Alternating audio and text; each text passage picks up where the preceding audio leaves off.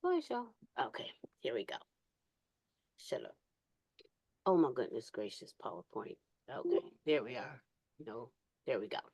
So this is going to be the breaking through these brick walls, Byrd, Jones, Fortune, surname, and beyond. And all variations of the spelling of Byrd. And I've done a few other sessions that are on my YouTube channel. So that's how come I'm going to record this. Then I'm going to share it with everyone to view later, because sometimes it can be a great deal of information and you want to digest it when you're mentally ready to do so. Because this is not going to be a deep dive, but it definitely is going to be a knowledge and understanding about this name and about the people who are related to the name. Okay. So this is my motivation. I will forever give credit to my grandmother. That's the lady on the right in the bottom. And because in this starting this year, I've been using GEDmatch and paying attention to the names that I'm seeing in GEDmatch. The woman on the left and her husband, that's my grandmother's third grandmother. Her name is Lucretia Wanamaker, and her husband was an Earl, and they're out of South Carolina.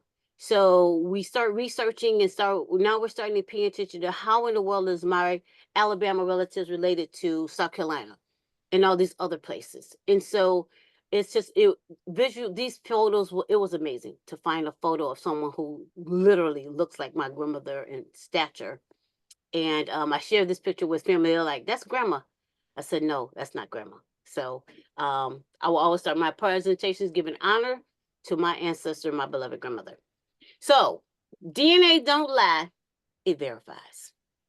I have come into the reality of that this year, especially understanding how to use GEDmatch and all the other tools. So this is about verifying our relationships. So tonight I'm going to break this down into about 4 segments. The first one, we'll start with the Byrds out of Macon, Bullock, and Pike, Alabama. Then the Morgan Byrd's parents, which were Byrds and Fortunes, and then Byrd ties to Virginia, and then we will all talk about how we are related to one another through a slide that I have. And so we all know the phases of genealogy research. The simple one is just talking. The next one, we're going to start documenting. We're going to start to try building these trees.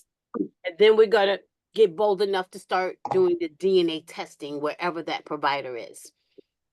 For me, the game changer has been GEDmatch, where I had a block, a brick wall I could not get through.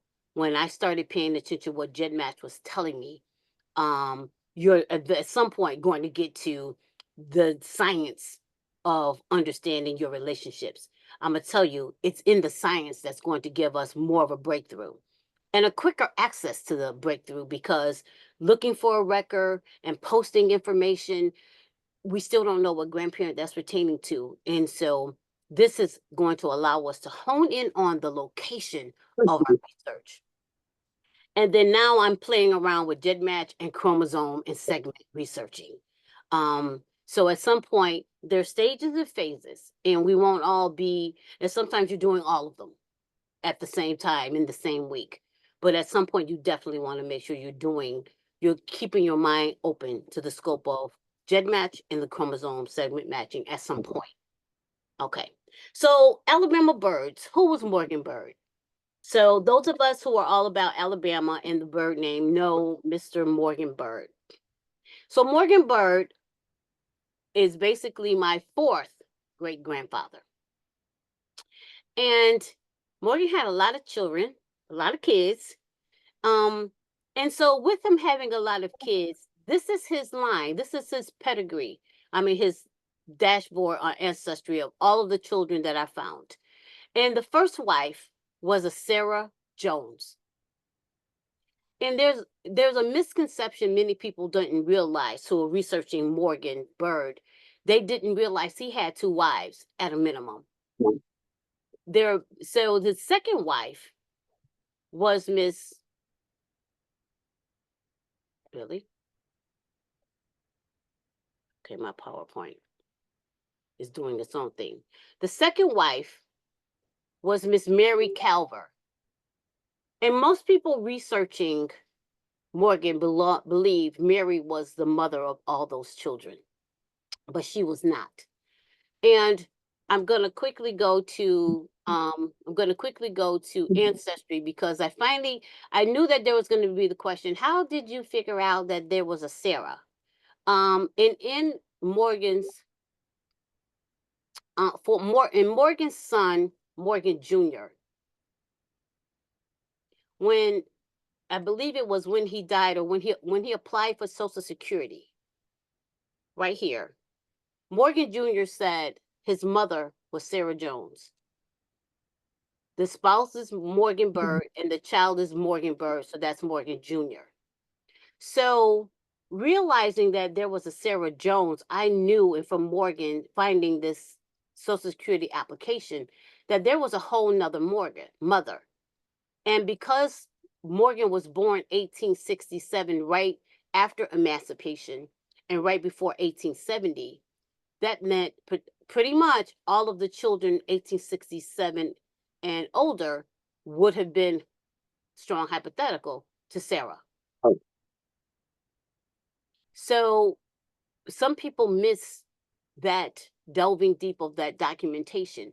Then speaking with other cousins and talking with other people as it pertained to these other Byrds, when they shared their relationship in their parenting, their pedigree line, who was their ancestor, that's when they saw records that may have said Mary.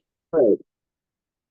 So I just want to make sure there wasn't a question. So basically there's two wives. There's Sarah with all these wives, and then there's Mary with all of those children. I'm sorry, with all the children, not wives. Okay.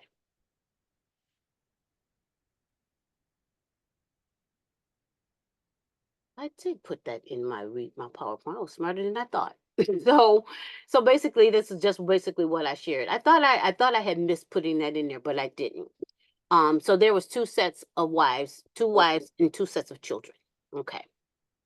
Now, in trying to understand the Byrds and 1870 out of slavery, who's the enslaver that's tied to this Byrd name? So the enslaver of what I was able to research and find, there were two. The enslaver in 1860, going to 1860, was a George L. Byrd, his family, and they were living in Macon in the Southern District, the Southern Division. So this is where the southern part of that map that I showed earlier, the very end, when they carved out of Macon, became Bullock. And so the boundary lines changed.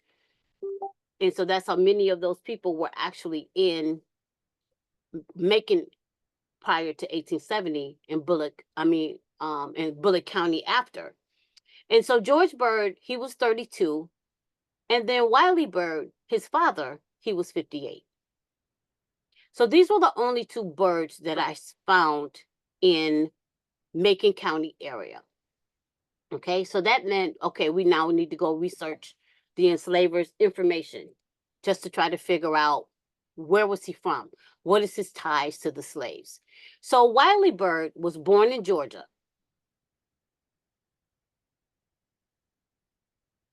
And then when you look at his slaves for Wiley Byrd, that is the wrong census year. I think it's here. Yep. So Wiley Byrd in 1860 in the Southern Division of Macon, these were all of his slaves. And of course, looking at their ages, we know that we want to map those ages to the people in 1870 who were free. He had 5 houses, 5 slave houses. So we know to pay attention to the fact that that's going to be groups of families. And understanding that there's going to be about that many groups of family kind of would help us to discern who are those groups on the 1870 census that were probably connected. Then in 1850, he's here as well in the Southern Division, Wiley. But Wiley, I don't believe, yeah.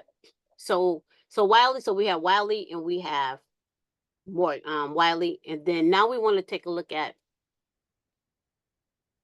George. George was also in Georgia. His wife was born in South Carolina. The other thing we want to make sure we pay attention to, wives, when they married, were inheriting slaves.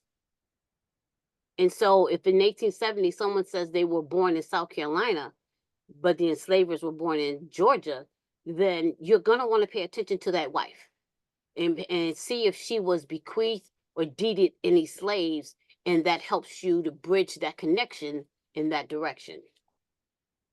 And then George, he only had, these were his list of slaves, and he had 2 slave houses.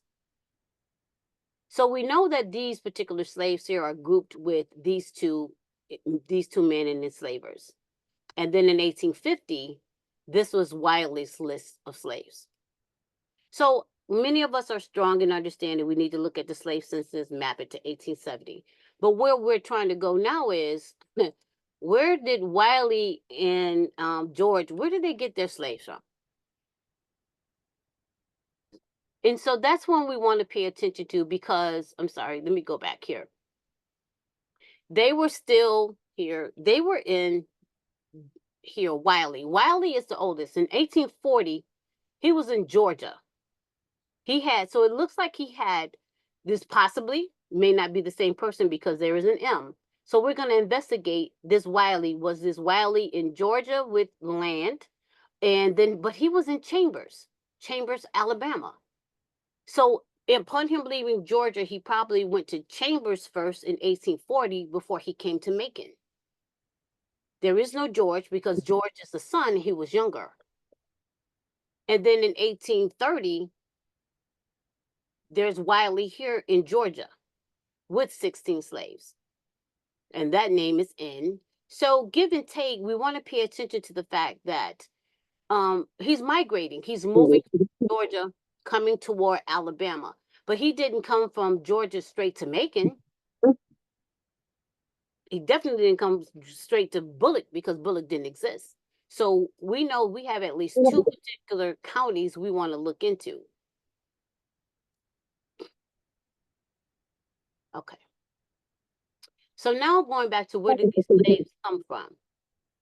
I'm trying to see about, can you guys mute your audio?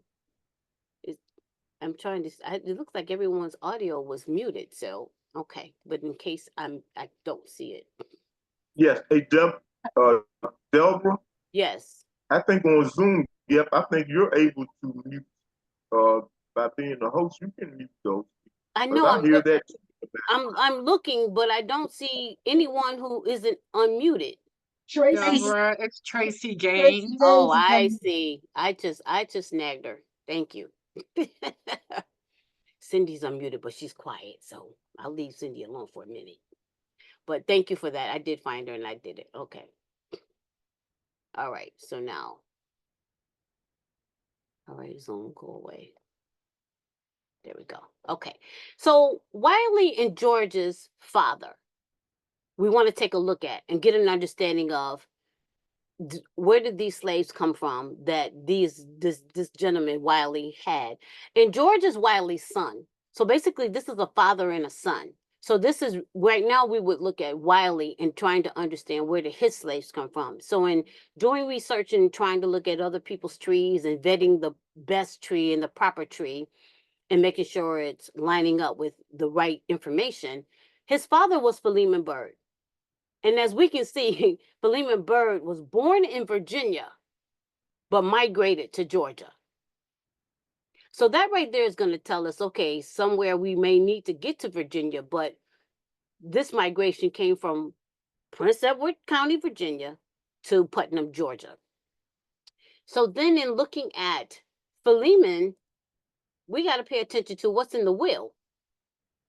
Were there any slaves that were bequeathed from Philemon to his children? And so, of course, here, this is a will that I found that's going to list the slaves. I don't see Morgan, but Morgan wasn't born until 1818, and he died 1810. So there's this gap of year where some Morgan's parent would be listed in here, or potentially. So I know that I needed to go digging and looking for wills, right? And then after I found Philemon's will, I need to see where was the distribution of his slaves. So this is a visual of my Philemon Byrd's Ancestry page. And what you're seeing on the very far right, I use the notes section to start documenting things that I want to pay attention to. Because when I'm trying to understand this slave was given to this child, I want to make sure that I'm going to visually align the right slave to the right person. So I use this note section to help me guide a lot of information. I put people I'm DNA related to in here with links to their trees and different things like that. And then I'll try to remember to share that if you go to your media tab, nope, I'm not going to share. I'm just going to do it because I'll probably forget and people are going to wish I would have showed them. So, and thank you, Emily. I always give credit where credit is due. If you go to your gallery, we can start creating our own document that we want to start documenting information right here under create a document. So some of that information that I put in there under for his will, whatever I want to say, I can start putting it in a document. And then this can be edited so that I can come back here and add more information. I have not checked if this is visible to others. It probably may be because it is a document and it is in the gallery. But thank you. And so it is visible. So it's a great way. People are going to wonder, how did you vet that information? How do you know? One thing to note under the notes section, this is not visible to anyone that you share your tree with unless you give them the ability to edit your tree. If they can edit your tree, they can see your notes. Comments are visible to everyone, but this is stuff that I don't want shared or visible to anyone because I'm still vetting. Remember I mentioned to you, I put people that I'm a DNA match or people I'm researching and different notes in there. This is how it helps me to quickly get back to someone that I feel I'm related to. My tree is private because of a great deal of information that I've been vetting over 35 years, but I am still building the strength for the records and the knowledge of stuff. And so I don't want people to see, and there's a lot of people that are getting paid to do other people's research. So personally, my tree is private. I welcome anyone that's in these groups to see my tree, but you got to prove you're related and you're not trying to search for somebody else. Anyway, one thing I will do, people say don't do it. You do what you as you desire. But whenever you look at my tree and you see this asterisk, it's visual. I'm a very visual kinesthetic person. This tells me this is my direct line. I created these little cute little pictures to tell me that's my paternal direct line.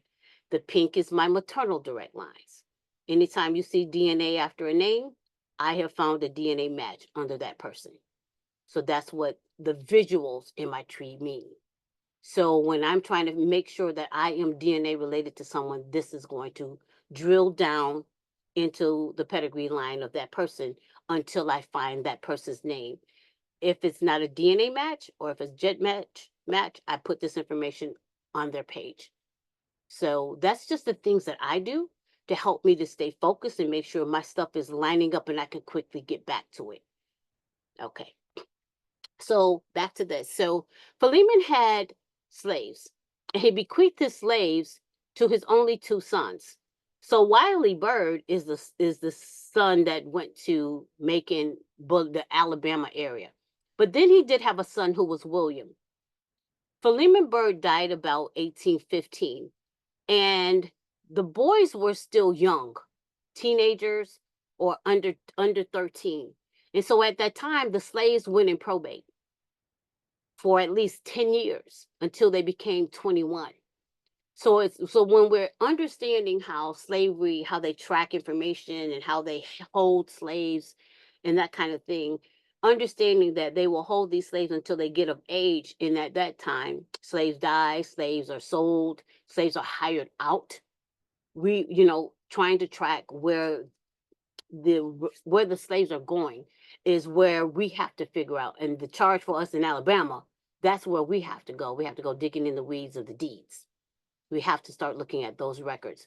But this is just showing you how Philemon, born in Virginia, died in Georgia. Then his son went to Alabama. So Wiley got a set of slaves, and then William got a set of slaves. And William died in Georgia. And so he married a woman named Moy or Mace or Malone. And so we're trying to make sure we can understand or know where the slaves are coming from and why are we related to these surnames, certain names, or why our family members took certain names. So I just wanted to be able to show Wiley and William. And again, Wiley had his son George, and then this is just showing for me Wiley died. He died after 1867, but George George had his own set of slaves. So of course those would have been Wiley the father giving him slaves to his son. So this is just those of us in Alabama who are tracking Morgan may know this, some may not. But this is where you have to go to build, just to figure out how you're related to someone. You have to break and isolate that family line apart. And so now this is the conversation of all roads lead to Virginia. And how do we vet our relationship to Virginia? So going back to Philemon's parents, Philemon's father was born in King Queen, Virginia, and he died in Prince Edward, Virginia. So this at least lets me understand when there's a lot of conversation about slaves out of the Virginia area and this, what is queen, king, queen, does it even pertain to me? We have to learn the enslaver's family line and the history of what was going on with them to learn our own. This is Philemon Byrd, Sr. And he did in fact also have slaves that I recorded over here: Sarah, Winnie, Lida, William, Homer, Sancho. So I know that this is a line I still have to, I'm investigating. I just recently this year finally realized my road for Morgan Byrd was leading to Virginia. And honestly, GEDmatch broke this through for me. GEDmatch helped me to find cousins who had an amazing tree that helped me to realize how I'm related to them, where I'm related to them, and that I can acknowledge and accept what they've written and then talk to them about what they've documented so that I can make sure I better understand it. So now finding our cousins, right? Pretty much everyone on this Zoom, I'm related to, you're a cousin. So finding our cousins. So we know that we're going to be looking at the DNA matches and then understanding Morgan's parents. Paternal line was Edward Byrd. The maternal line, based on what I was able to find from my DNA cousins, was Delphi Anderson Byrd. I don't know. Delbra, Yes. can you blow that up at all a little bit? It's a little blurry. That better? That's a little bit better, yes. Okay. Thank you. Yep. So this is just trying to, share when we're needing to look for relatives or cousins, what names are we going to start looking for? So here we know we're going to go through Ancestry and we're going to do some searches.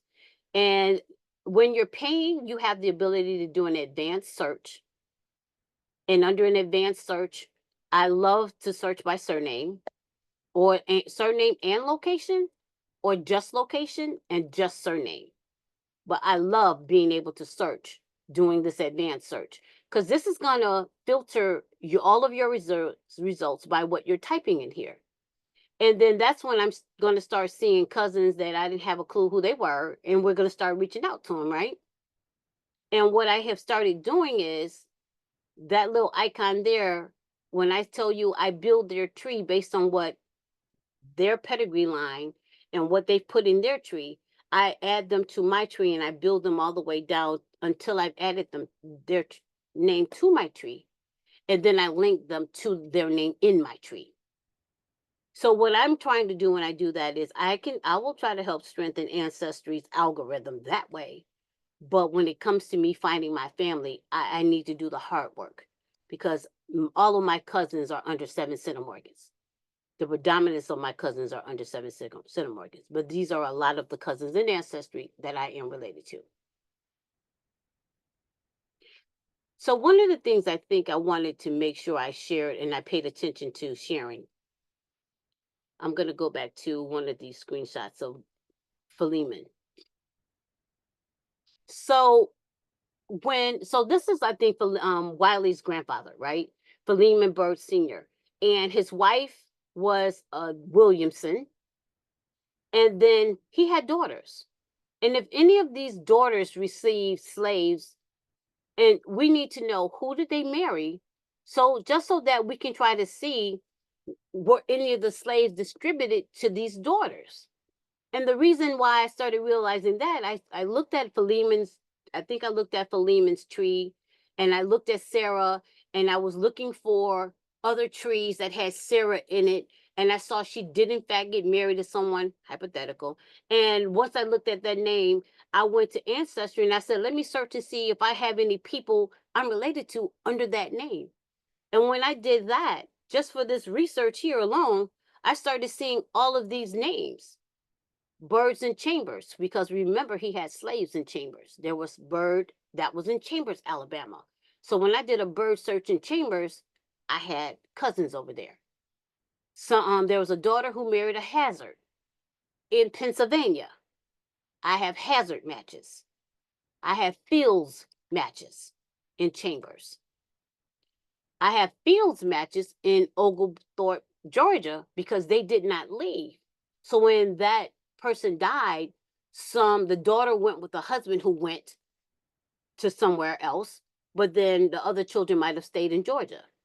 So this is just a list of names that under Byrd alone, we have to research and see if there is a DNA connection and what does it mean. So I just wanted to be able to add that high level list of those surnames that are linked to Byrd that we would have to vet. And these are people that I literally in Ancestry, if I do a search for this information, comes back with someone I'm related to, that I did not understand how to have a conversation with them before about their matches or how to align them up with my tree and their relationship to me. And of course, in GEDmatch, this is a pedigree chart in GEDmatch. And this is just a visual that this is not Morgan's pedigree, anyone that was a Morgan pedigree. It's just going to show visually how do you pay attention to when it says you're a Merca of 3, a Merca of 4, a Merca of 6. How do you count inward? You're going to start with the very first person, they're 1. Then that next column is 2, 3, 4, 5, 6. So if I'm a 6th generation match to this person, I need to pay attention to every one of these people that lines up with that tick mark or that column. And then I need to start looking at the last names in that column. So some people get overwhelmed by GEDmatch or feel it's too complex. But when we really step through and we're paying attention to building our trees, please make sure you add your pedigree chart from Ancestry or wherever you took your DNA. Because if you add your pedigree chart, we can find each other. We can find each other. But without that information, I avoid everybody who don't have a pedigree chart. I don't know how to talk to you. So, all right. For cousins. So this is going to be a conversation that goes beyond Morgan Byrd and all of his children to his father and his mother. So this is his father. So his father was, this is Morgan's page, but his father is Edward Byrd, right?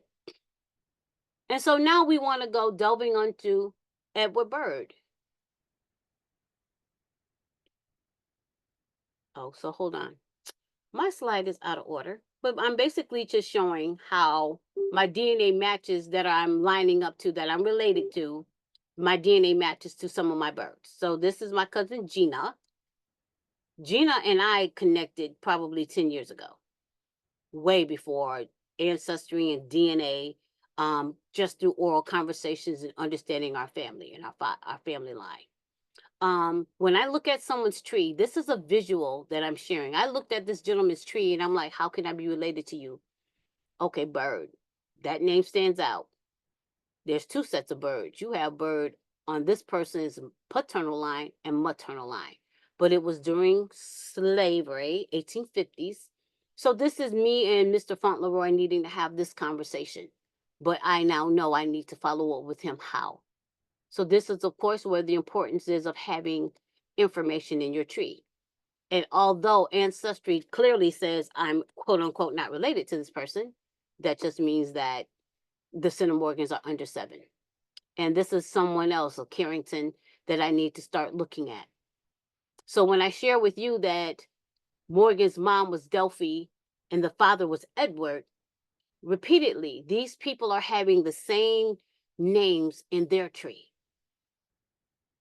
And because I know I have a DNA match to others, someone who is the first person I picked up with Edward and Delphi, with confidence, I can ascertain if I don't do nothing else, I'm going to build your line into my tree. I don't add everyone else. I'm going to build your line into my tree because your line potentially strengthens my connections to my other cousins that I need to have a conversation with. And when you look at my tree, that's when you start seeing DNA. And that's when you start seeing this information. And then I will just drill until I get down to that person and add them in my tree. So I just want, and so when it gets over here to private, I don't get scared of private. You know what I do? I add a private bull, a private male, and a private female. And then I'll add you to the tree. And then we need to talk because this might not be him, right? This might not be that person. But if I did nothing else, I'm going to add you to this tree. So this is not a lost connection.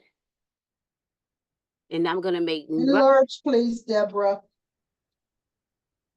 Thank you. Sure. So what I was saying was this is private. So I was able to go all the way from Delphi, you know, and further over, right? He went all the way over here to Fortune. We're going to talk about that name. So he drilled himself all the way from the right, from Thomas to William to Humphrey to Thomas to Delphi to Alexander to Horace to you, Edward. I could build him into my tree because Edward and Delphi are confident. He may have copied that information. Absolutely understand that. Everything should be vetted and confirmed. But repetitive information, a lot of us are copying information. I understand that. But that's where we have to do the manual research. But I will not lose this connection. But when I get to private, once I got to, who was the last person here? Sorry. The last person was Adeline Byrd. So Adeline and Horace, I could add to my tree. I can add Edward and Beatrice. I don't know who this gentleman is. So at some point I had all these children. I don't know who this gentleman is. So sometimes all the kids are there. I will message them and say, hi, I'm related to you. Can do Edward and Beatrice. Because when you say stuff like that, people respond to your messages, unless they're not on Ancestry. But sometimes I do get messages from a year ago. I got a cousin, she finally called me after 5 years. But they just, it's not their focus right now. But when you give them something that is personal, that gives them a reason to respond and inquire. I will build a private mail, or I will just message them and say, I need parent, and then I'll connect them. So this is just me sharing how I get past the barriers that sometimes exist. This was just another cousin that stopped at Fortune, that I think they married there's a Nelson. Not that the Nelson is the name I need to focus on, but at the end of the day, we don't know if, you know, Nelson may be someone I should search in Ancestry looking for a Nelson. Through lines. I'm going to have a gentle conversation about through lines, but through lines can be scary sometimes. I love it because now you get to see how people are popping in, and you get to see the pedigree lines. But one thing I will tell you, I've clicked on someone's through line, I've clicked on their name, looked at their page, their pedigree does not have this information. So so Ancestry is building some stuff, probably from other people's records, but this is not what this person had in their tree. That's one scary part to through lines. I love through lines because at least at a minimum, I know how I can have a conversation with Randolph K, a last name I didn't know I needed to look for, which was K, and Fauntleroy. So this was the cousin Fauntleroy I showed earlier, a little while ago. And of course, now I can at least see how he and I can have a conversation of how he connects to Byrd and Amanda and the siblings that are Morgans. So Throughline is amazing because it vets out some of these names. However, if people are building their trees bad, you're going to get misinformation. I will tell you that. But then again, there are some people that have siblings with the same name because the enslaver had, right, all these slaves with the same names, and you start seeing names over and over again. So it just is worthy of a conversation.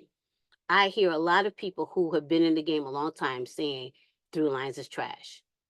And I'm like, no, it's not trash because I found some amazing connections, but it's worthy of a conversation. Okay.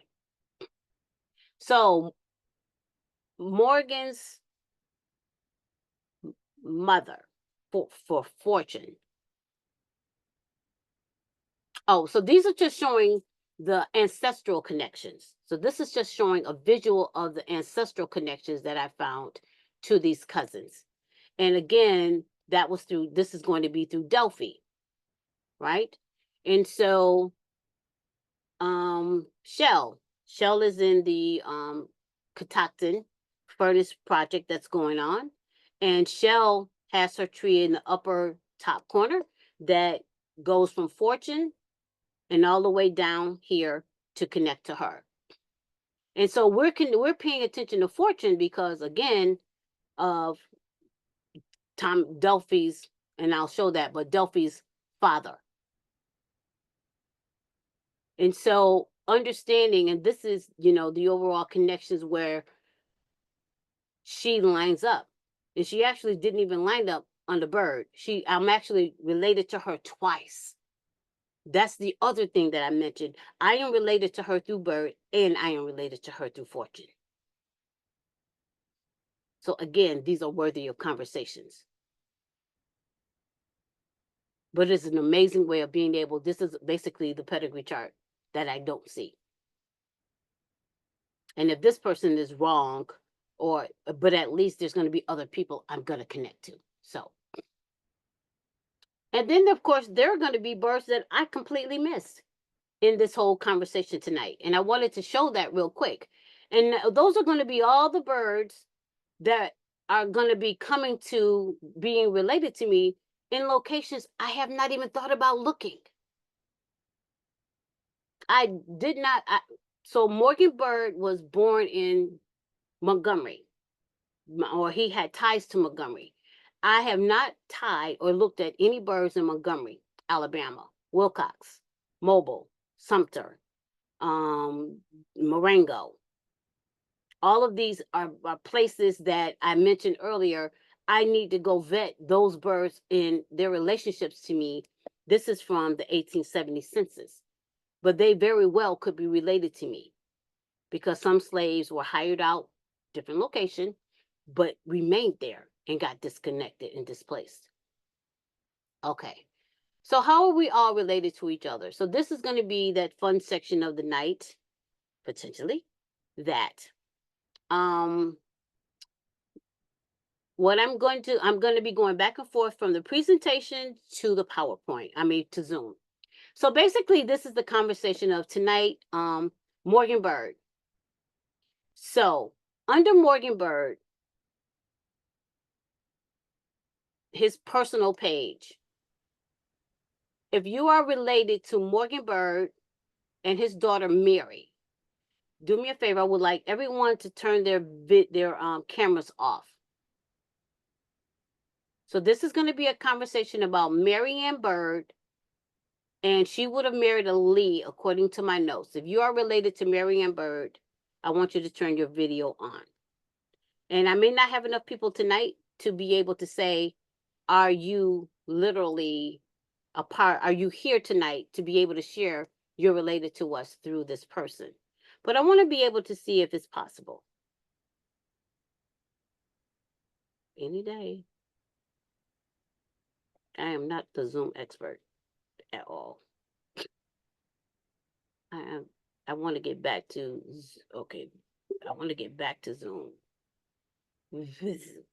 Oh, stop sharing. Share.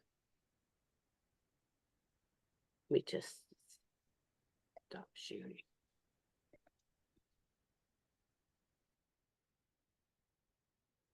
No, I'm not doing that.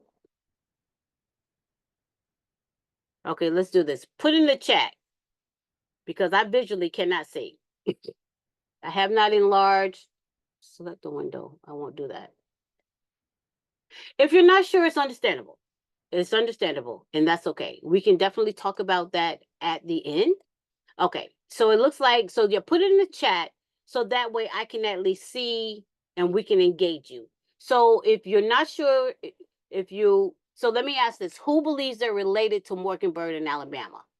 Put that in the chat.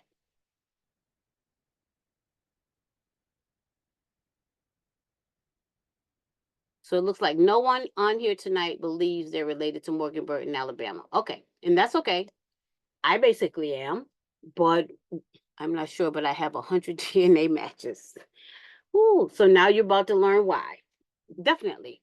And Tracy her research may be focusing in Virginia. If your research is focusing Virginia, Mississippi, Louisiana, and Georgia, these are those matches that you've gotten disconnected to. And that's the why. Okay. So Georgia, her research is Georgia. So I believe I'm potentially gonna go there. But we'll see. All right. So Nicey. So it looks like no one other than me is related to Morgan Byrd in Alabama. Okay.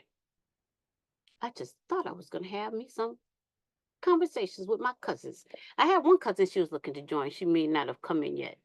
She said she cooked early this morning because she was going to be on tonight. But anyway, so basically, so what I will do is I will go into, I'm going to just, so I basically am related to, me personally, Mariah Cope. So Morgan Byrd basically had, so Morgan Byrd had a daughter named Mariah, and she married in Alabama a Cope, C-O-P-E. And they were actually out of Butts County, Georgia. Their slaveholder left Butts County, Georgia, came to Alabama, died in 1853, and Wilson Cope purchased them before emancipation, and they took the Cope name. So because of that migration thing that was happening, that's why we end up being related to many of you guys. Okay. So this is basically what my next slides are just going to show. It looks like no one else is related to Morgan's descendants. Okay. So who on here are related to the surname Fortune? Put that in the chat.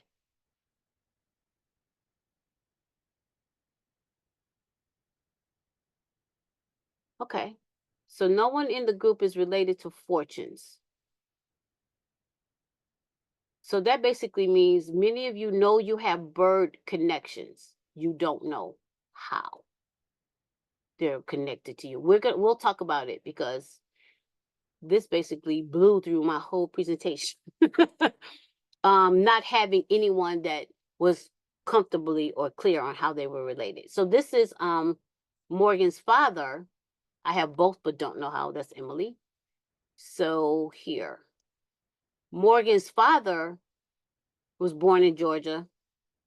This is still Morgan, sorry.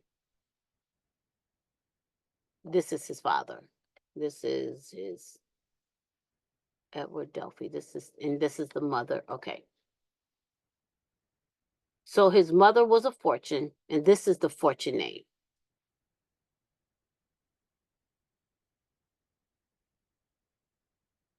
Here. And so Thomas Fortune was born in St. Anne's Parish, Essex, Virginia, and died in Carroll, Virginia. So all of the research that's going on in the Virginia area, in Carroll, Virginia area, not certain if you've seen this name, Wright, Jerusha Wright, that is his wife. And so if you're related to Wright's Fortunes, and they were actually free persons of color. And that's what you see from the census. Anytime you see anyone of color with a census record, they predominantly were free, and vetting that information. But the Fortunes were free persons of color. Jerusha Wright line was a free person of color. And this would have been Rebecca married a Bush, of what we can see here. And then Delphi was my line where, who is this? Thomas had two wives. He had more than that. But Judith K had a set, and then Phoebe had a set. And I'm under the Phoebe line. And she was a Carter. Okay, I see Norma. Thank you. Okay, so it looks like, okay, so then let's do this. Because it sounds like to me, many of you don't know. So I'm going to stop my share. Many of you don't know, and how many people? There's 12 people on. So we have some time. So I'm going to start one at a time. And I want you to come. I want you to talk to us about where are your gaps. So and you got 5 minutes. I'm going to start my clock. So that way we can try to give you an opportunity to share. So you had an interest in birds, and so Terry has posted hers. So we're going to talk about hers, because that's very cool. It's interesting. Okay, so Angela, if you could come on and talk to us about your connection to birds. I'm sorry, I don't have any connection to birds. Okay, you just I'm just visited. here. You just I'm just here visited me listening. tonight. Wonderful. That's Yes, quite ma'am. okay. That's quite Yeah. okay. Yeah, it's very informative, but and I use some of the same methods you do and connect DNA matches to the trees. So yeah. So I'm just here to listen to you all and trying to figure out my Alabama connections. Phenomenal. All right, thank you. Thank you. Audrey.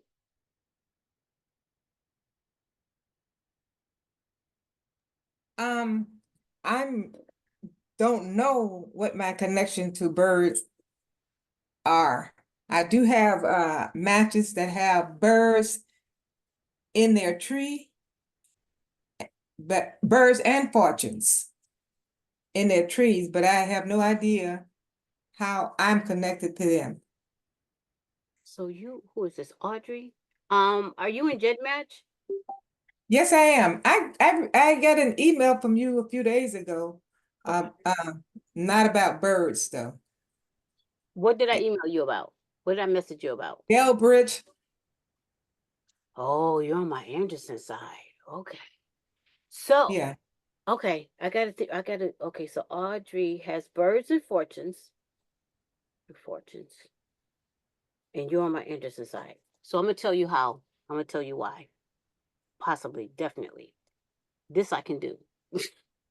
I know I managed my stepfather DNA, and I know that he has a Delbridge connection.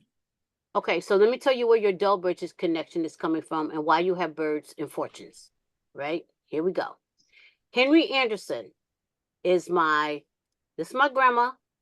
Henry's her father. He's my second great grandfather. Henry, this is cool. I'm about to help you break this list. These are all Henry's children.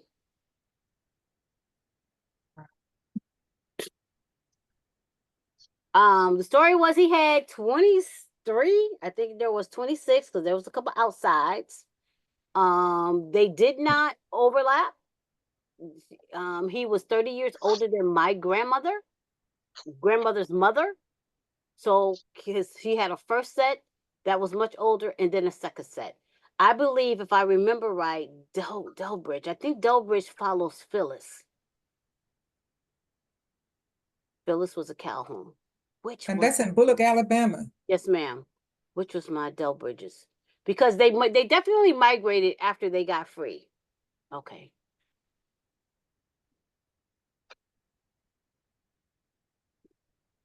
Delbr. Lucille. There it is. Okay. Okay, Louisa. So Lucille Delbridge, these are all of her children, and they lived in Montgomery. Okay. A lot of the Delbridge sons was in the war, was in the service. A lot of Louisa. So Delbridge, so I believe you fall under this line. Okay. Let me see if I put any notes here.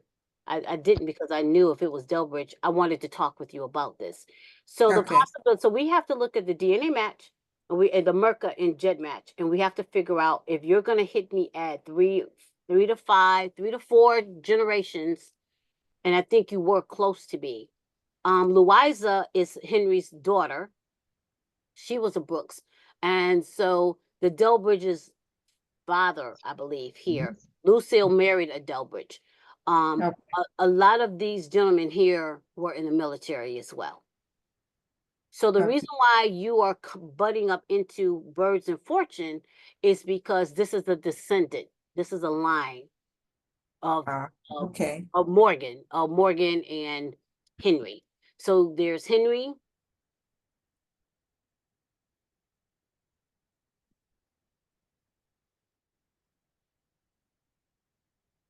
Let me see my pedigree chart. Henry James Anderson. Yeah. Girl, no, we gotta talk. Okay. Yeah. Oh, 'Cause I'm okay. Okay, no, so that's why. Henry is right here. And Henry's children was a Delbridge. Okay.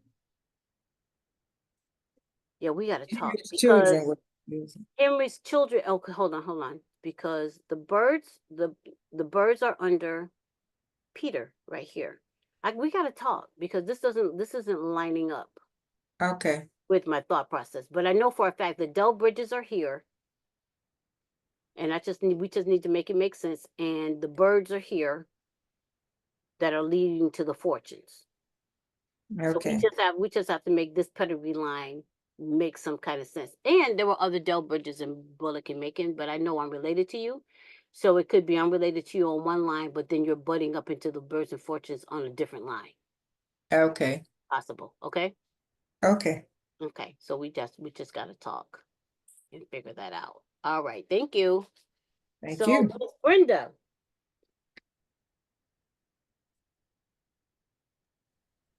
Yes, You're ma'am. all right. How are you related to the Byrds? I do not know.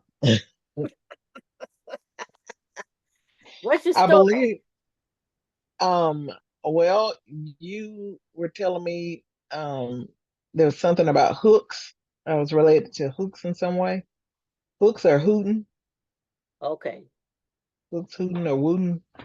So do you have any matches to Byrds and Fortune? Not to my knowledge. Okay. Okay, so you're here because of my connection to you through the Hooks and Hootens. Yes, ma'am. Okay. So I'm going to share my tree with that. We might as well break this through. So Mariah Hooks. Oh, Hooks and Hooten don't line up. There's two lines, which is very interesting. Hooks.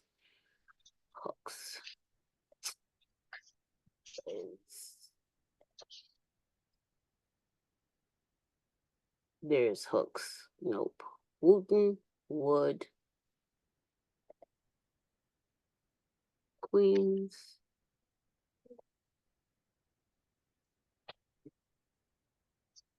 I know. Hold on. Hooks. Oh, Fitzpatrick line. Okay. I'm like, where is my line for Hooks? All right.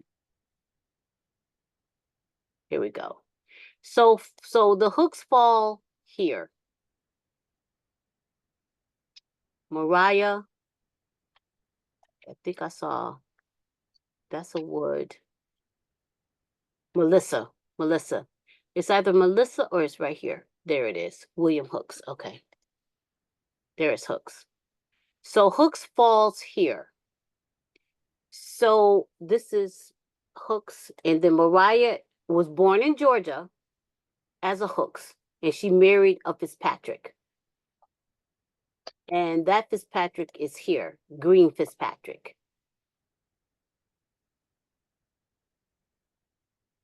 Okay, so let me go to this line of Hooks, because this is an interesting line. So William Bill Hooks. So here is the people I'm related to under the Hooks names here. Do you have ties to Alabama? Yes, ma'am, definitely. Okay. Okay, you have ties to Bullock Bullock, and Macon? Macon, Okay. Elmore, Yep. Montgomery. Yes. Mhm. Wonderful. Yep. And do you have any Fitzpatricks in your line? I see like a Willie Fitzpatrick Okay. Yep. Yep. Jr. Okay. Oh, but that's well, And I may Hmm. not have that person because I might not have talked with them yet. I just want to see if I put a Willie in my tree. he's deceased, but Yeah, born when?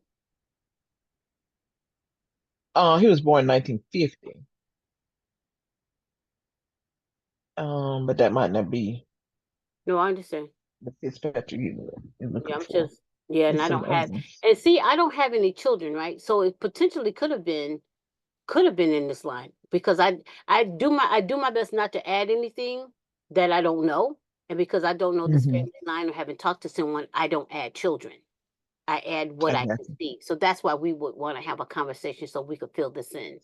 But when it comes to that Hooks name, that's where Hooks connects. And I don't have a lot of people that I'm related to under the hook. So this was definitely an exciting conversation for me because Okay. the hook stops here for me. She was born in 1833 and her father would have been born in the very early 1800s. So definitely let's follow up and let's talk because that's where this line connects here. Okay. And they live? Okay, they live where? I'm sorry. Say that again. Where did they live? Yeah, they were in Macon. In Macon County. Yep. They were in Macon County, and then this one here he was still in Macon. It's still a lot of Fitzpatricks in Alabama. Now we know. I'm sure. Yes. Okay. And then Melissa connects to me here in 1850. So that's how we would connect and talk. Okay. Okay. All right. Okay. Thanks. Um. All right. Next up that was Brenda. Miss Cindy. Did you find and glean anything helpful? We're still trying to figure out our connection, me and Miss Cindy.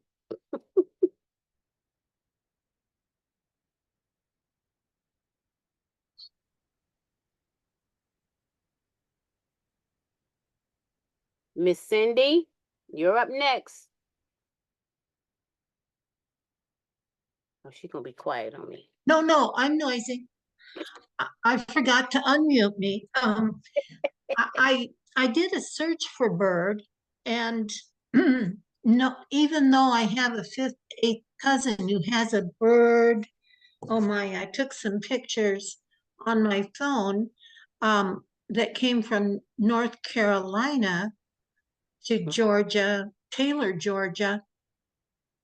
They're not where we're related. We're related on the other side, on a Yes. different side of the family. So Okay. I haven't found any real connection to a Byrd or Fortune.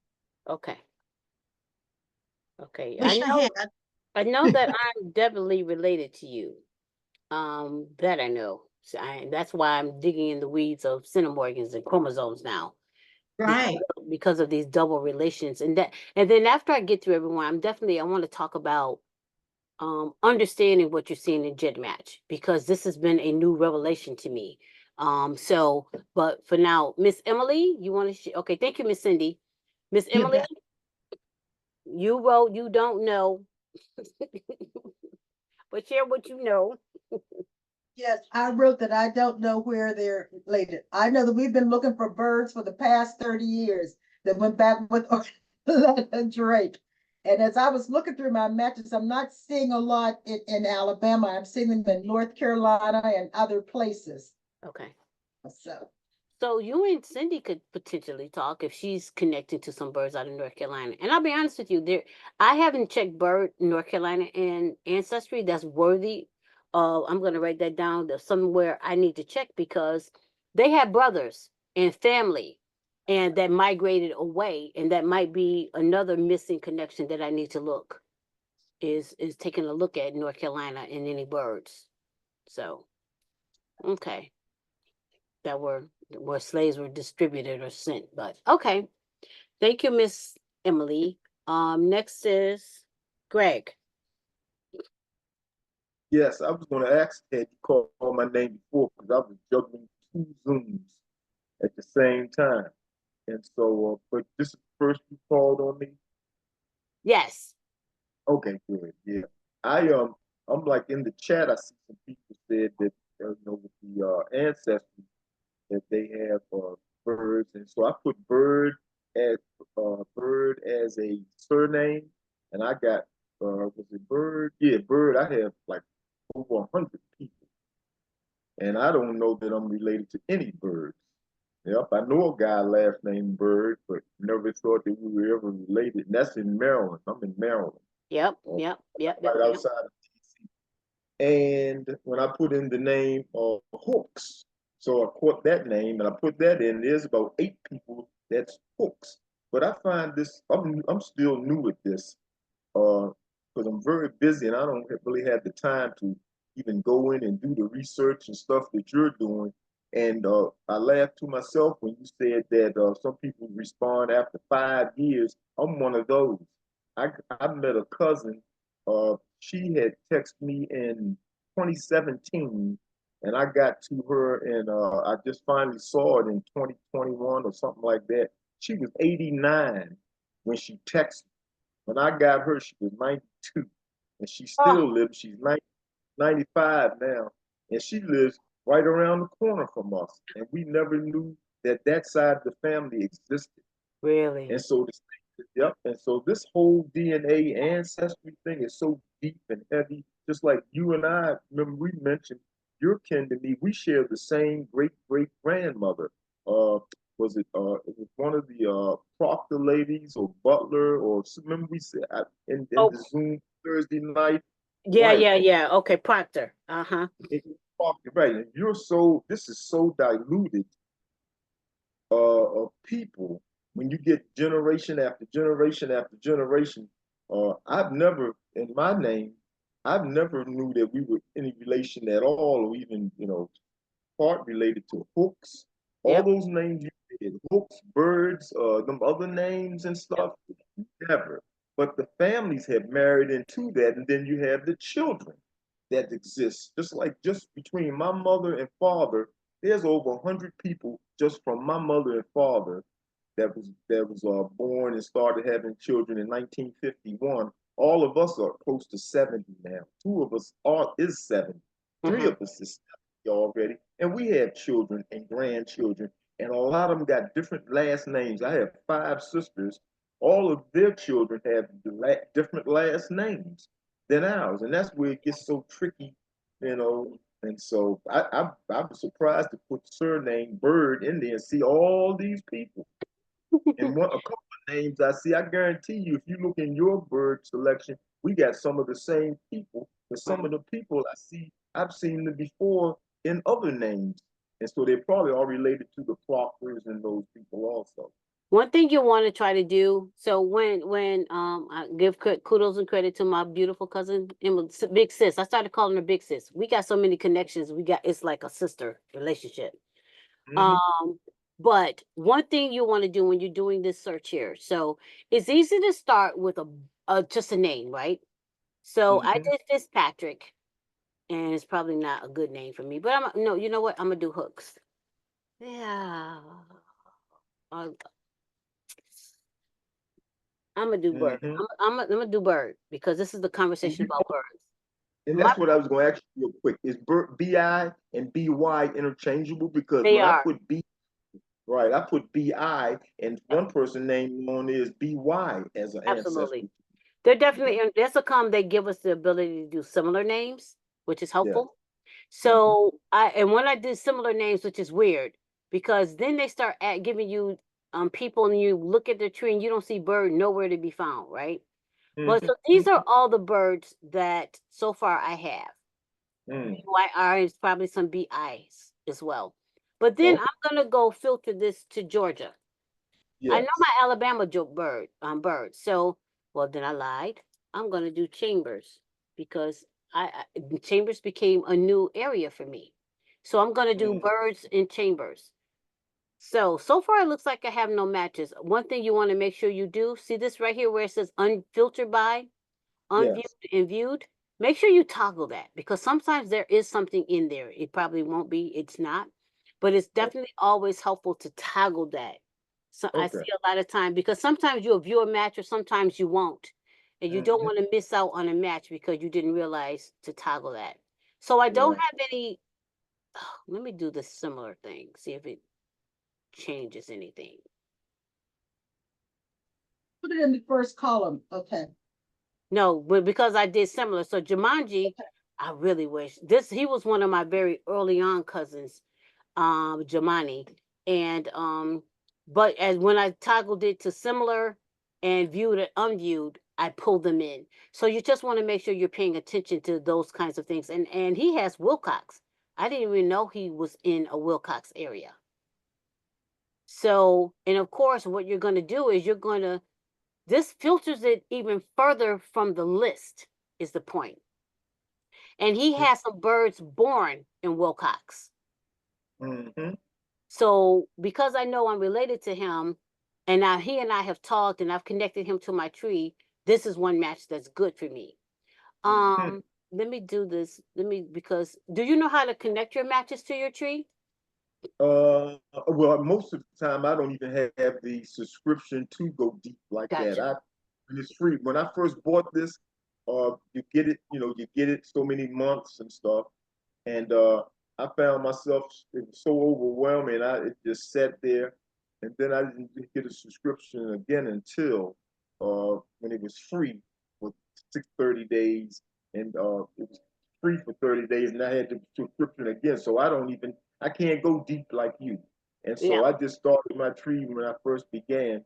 What was I going to say? So I just did like you did. I put Byrd with a Y this time. And then a location, I put Alabama, the whole state. And I got like 5 or 6 people. And I guarantee you some of them are definitely on your tree too. Right. And so it filtered it. Yeah. And Yep. so what was interesting about what you said was, remember I was talking about double relationships. We have double connections in our tree. I'm gonna do something that may confuse you, but I have to. Is worthy of this conversation. Where is my pedigree chart? This is what happens when you have too many things open at the same time.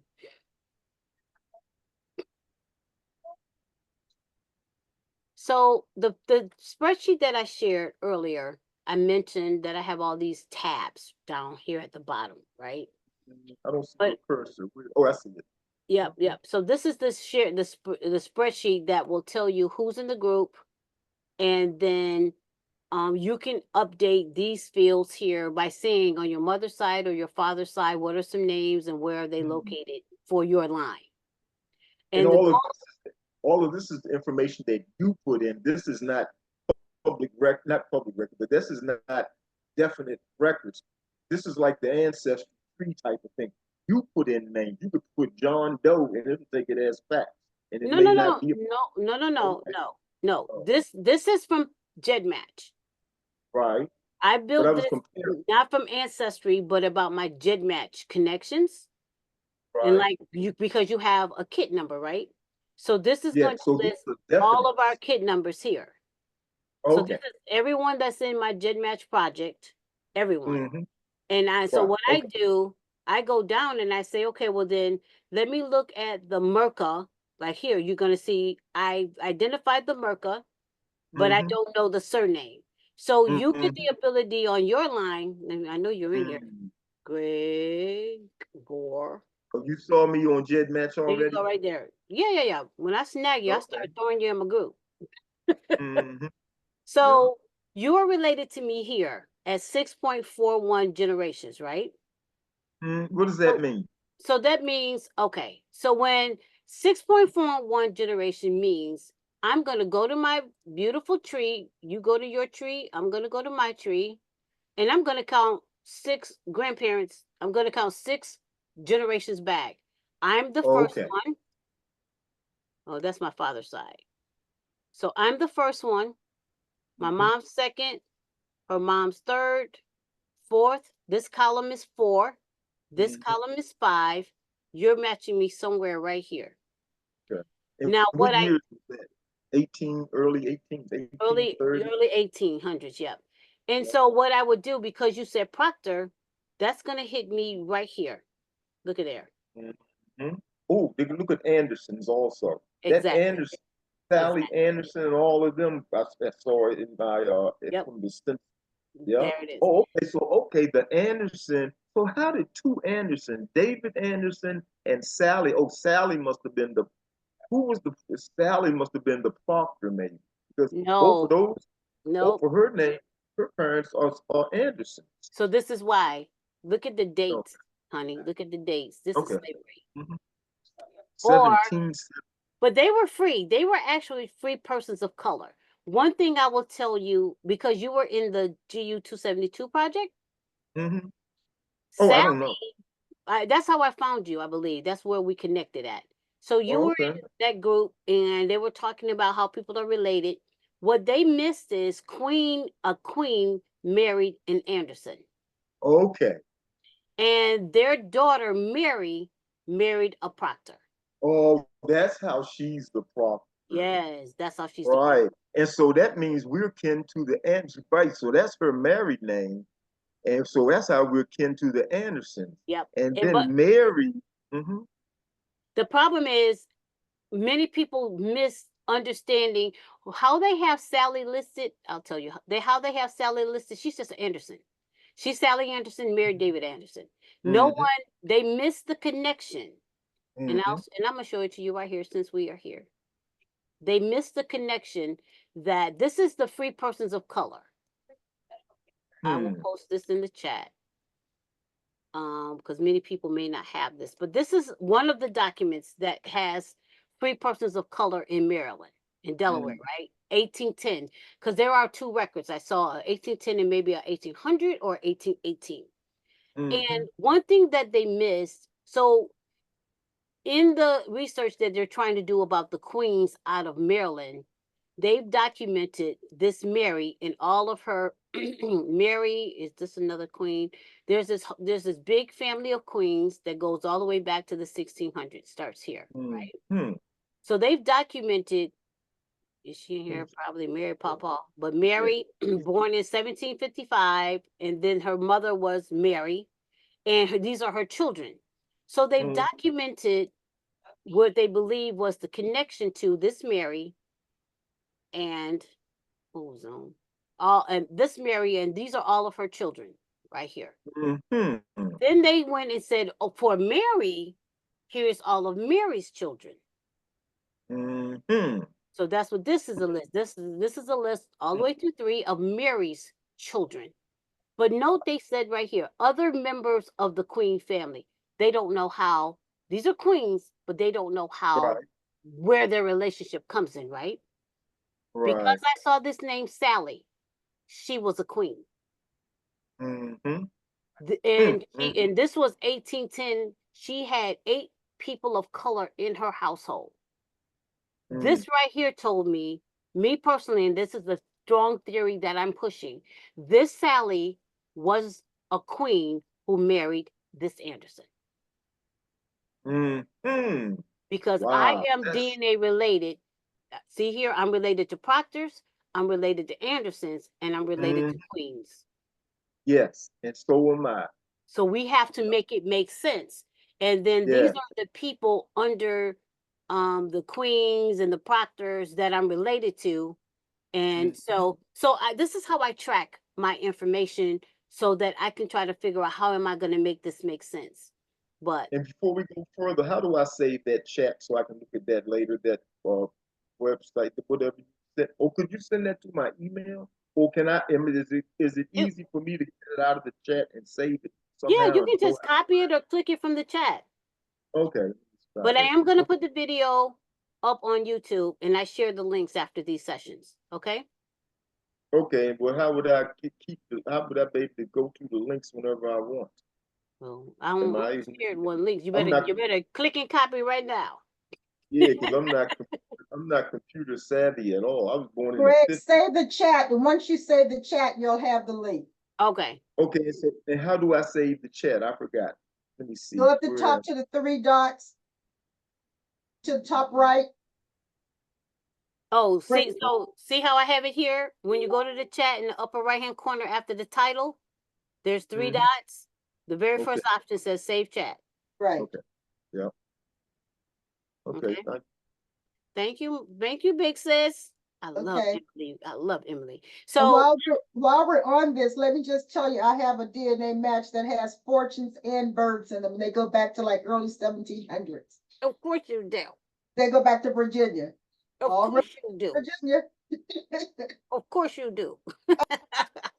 me and Emily, I haven't found a last name she is not related on. Okay, so hey, Delbra, excuse me. If I click on save chat now, will that save everything in this Zoom chat? Like say an hour? Do it in the end. Do it at the end. Do it at the end. Okay. Yeah, do it at the end. Or and it'll be in your downloads. You can open up the downloads and save it. Or before you leave. Okay? Okay. All right. So then next, all right. Thank you, Greg. So at least I'm hoping that, or praying, I don't hope, I pray, that you gleaned some clarity on where I believe these Proctors, Andersons, and Queens are connecting. Yes. Yep. Okay. But because you have hooks and birds, that intrigues my mind. Yeah, because of the marriages. People marry, the girls marry, and they lose their name. I have 5 sisters. My grandmother had 13 daughters. So none of them, all of them got different names from the Proctor and the Savoy and that name. All of them got different names. Waters, and it's got Stevens, and there's so many different names. It's crazy.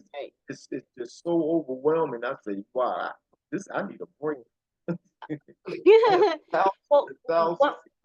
One thing I'll tell you, me personally, my what I am trying to do is I'm trying to figure this out for the collective. Because I want to figure out how I'm kin to you. So if I can show you how you're kin to me, then that at least solves one mystery. Exactly. Then as you're related to Emily, and we finally figured that one out, that solves another mystery. Exactly. So that's the goal of my sessions that I host whenever I do this monthly. Okay. And I love the history of our ancestries. I found out that our great grandmothers were from England, and a couple of them were indentured servants. Oh, yeah. And they were white people, and they said once their indentured servitude was fulfilled, they're in America now, free. But they hooked up with some enslaved people or Indians, and now a little color to them. They're not white no more. Their children weren't, and they said, "Well, we ain't not no slave. My mother's a white woman. I'm not no. You ain't putting me in no slavery." You know, they can walk down the road and they say, "Where's your papers?" He told papers. I think in the 16, 1700s, they were doing indentured servitude until they finally caught on to do slavery.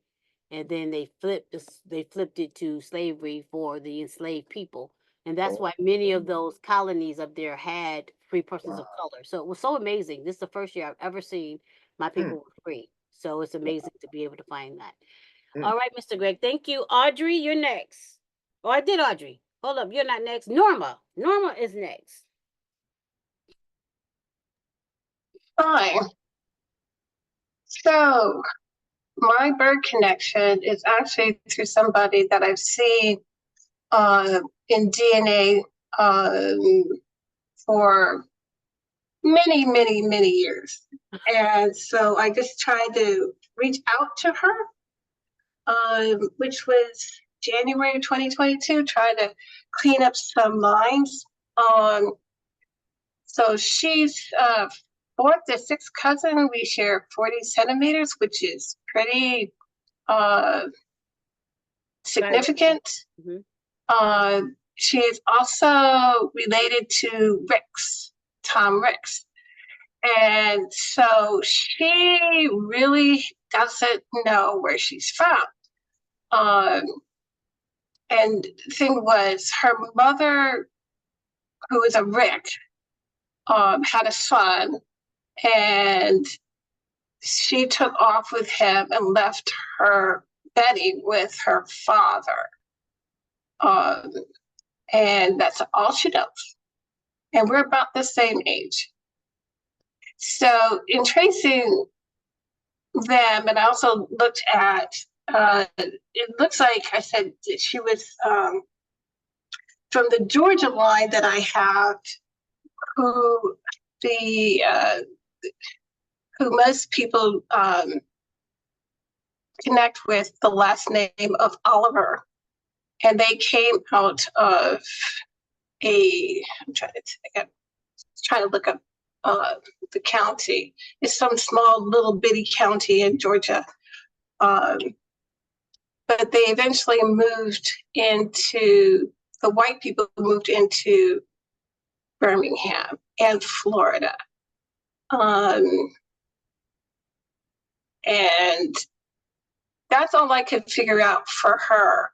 The Ricks are also, I talked to him, but I haven't seen anybody here that has any of those names, Oliver, Ricks. And they were, like I said, I think she was out of the Georgia area. I'm just trying to find out. I think it's Hawkinsville. That's it. And it's in the county of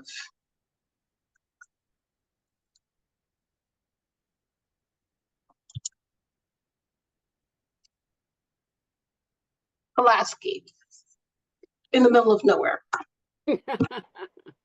So you say Ricks, R-I-C-K-S? Yes. And where are the Rickses? The Ricks, let me see. When we're in Georgia? He, just give me a chance because I did his tree, or I tried to. So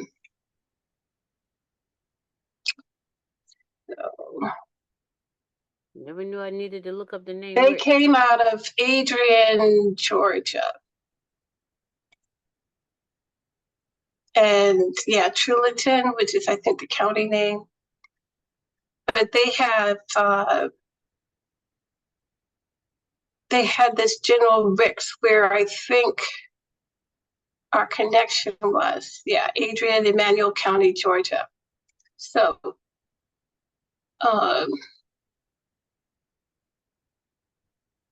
so everything is pointing to Georgia for the Byrds.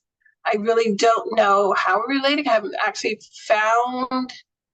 I think somewhere between General Scott Ricks's children, there's somebody. I have a lot of missing people because I don't know who my father's parents really were. I have a lot of guesses. My mother's, well, the fourth great grandmother who was in Hardaway, Macon County. They came out of North Carolina, but there was one the last name of Wax who was from South Carolina in the Low Country. But I think a lot of mine is those one-time events. And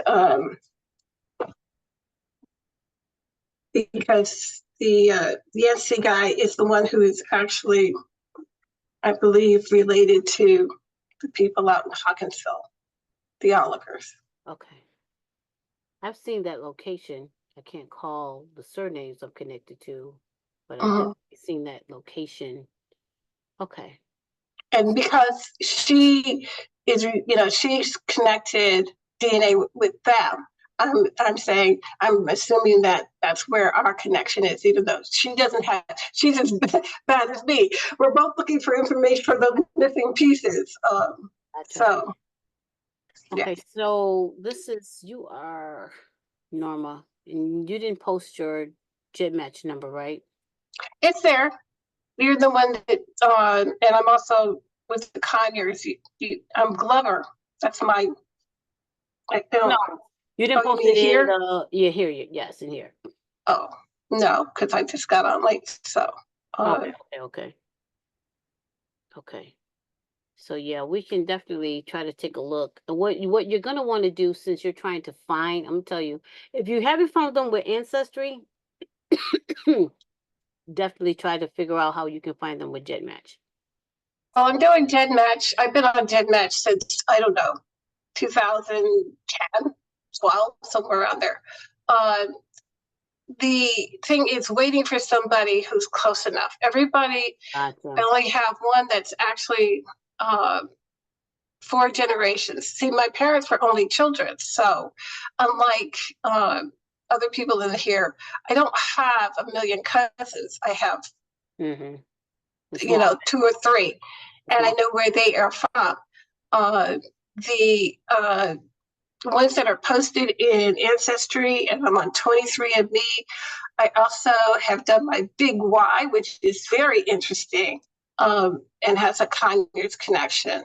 And everybody else is coming basically from Charleston and the Low Country. My mother's family is the one that's from Alabama, but they also came from Virginia to North Carolina to Alabama. And then the South Carolina person came in, and then they all left Alabama. Normal, do you have your kid ID? It's a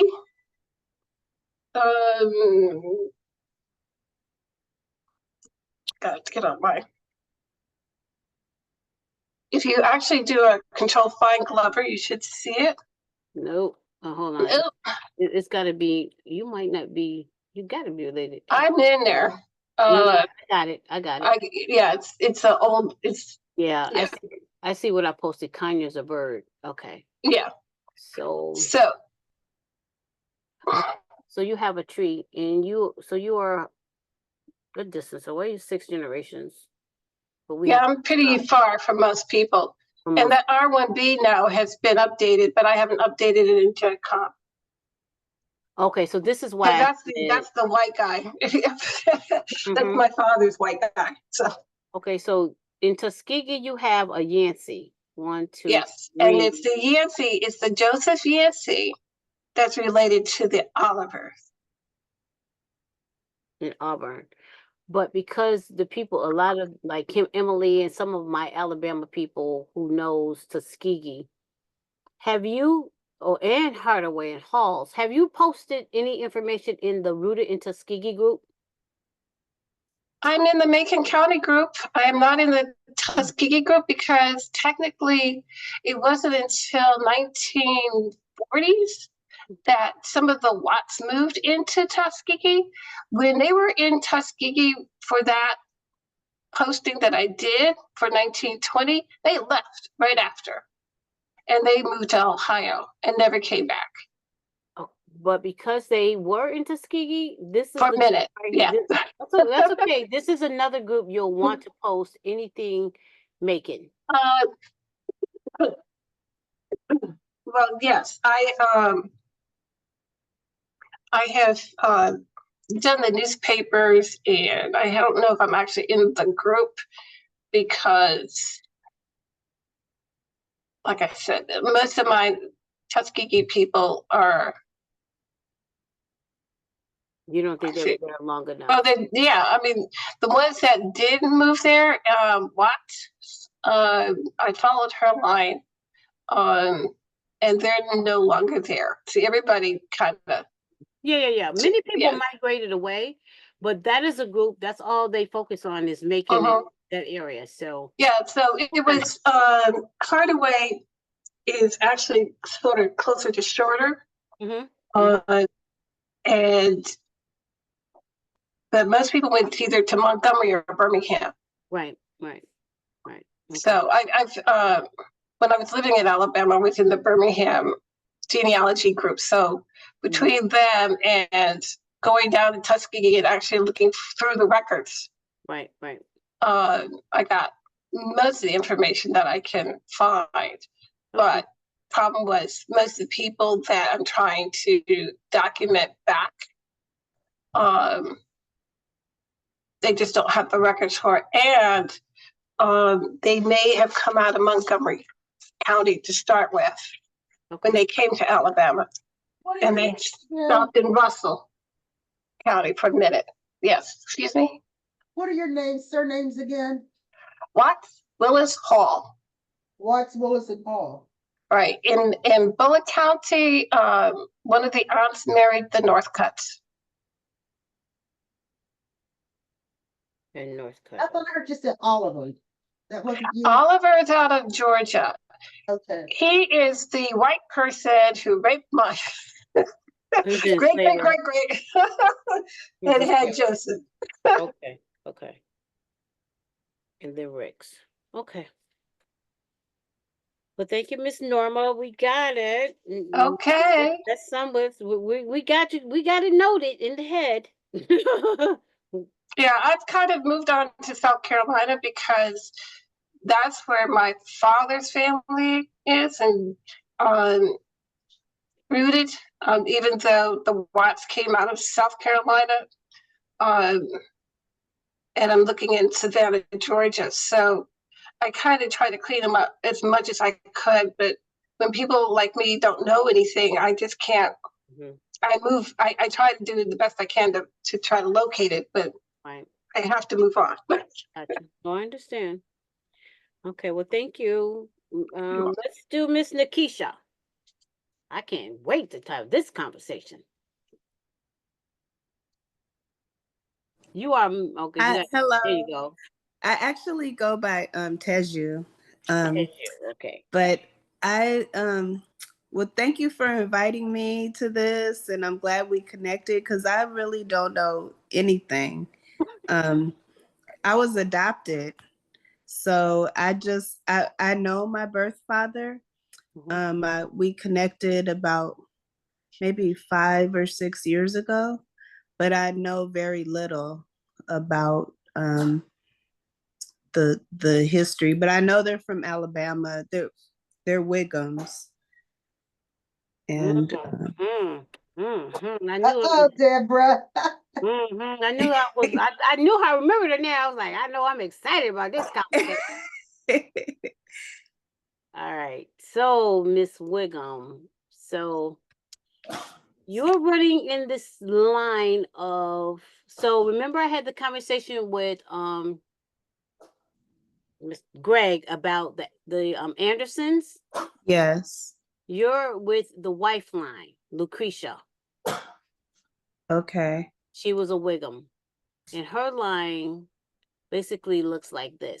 So let me find you, because I think I put you in my tree. Okay. Yep. And I have connected you based on what you've shared with me. And it's also interesting because Byrd is my adopted great grandmother's last name is Byrd. So I don't know if it's connected. I'll have to look. Okay, wait a minute. You're Nikisha Rice, right? Yes. N-A-K. Okay. N-A-K. There you go. Okay.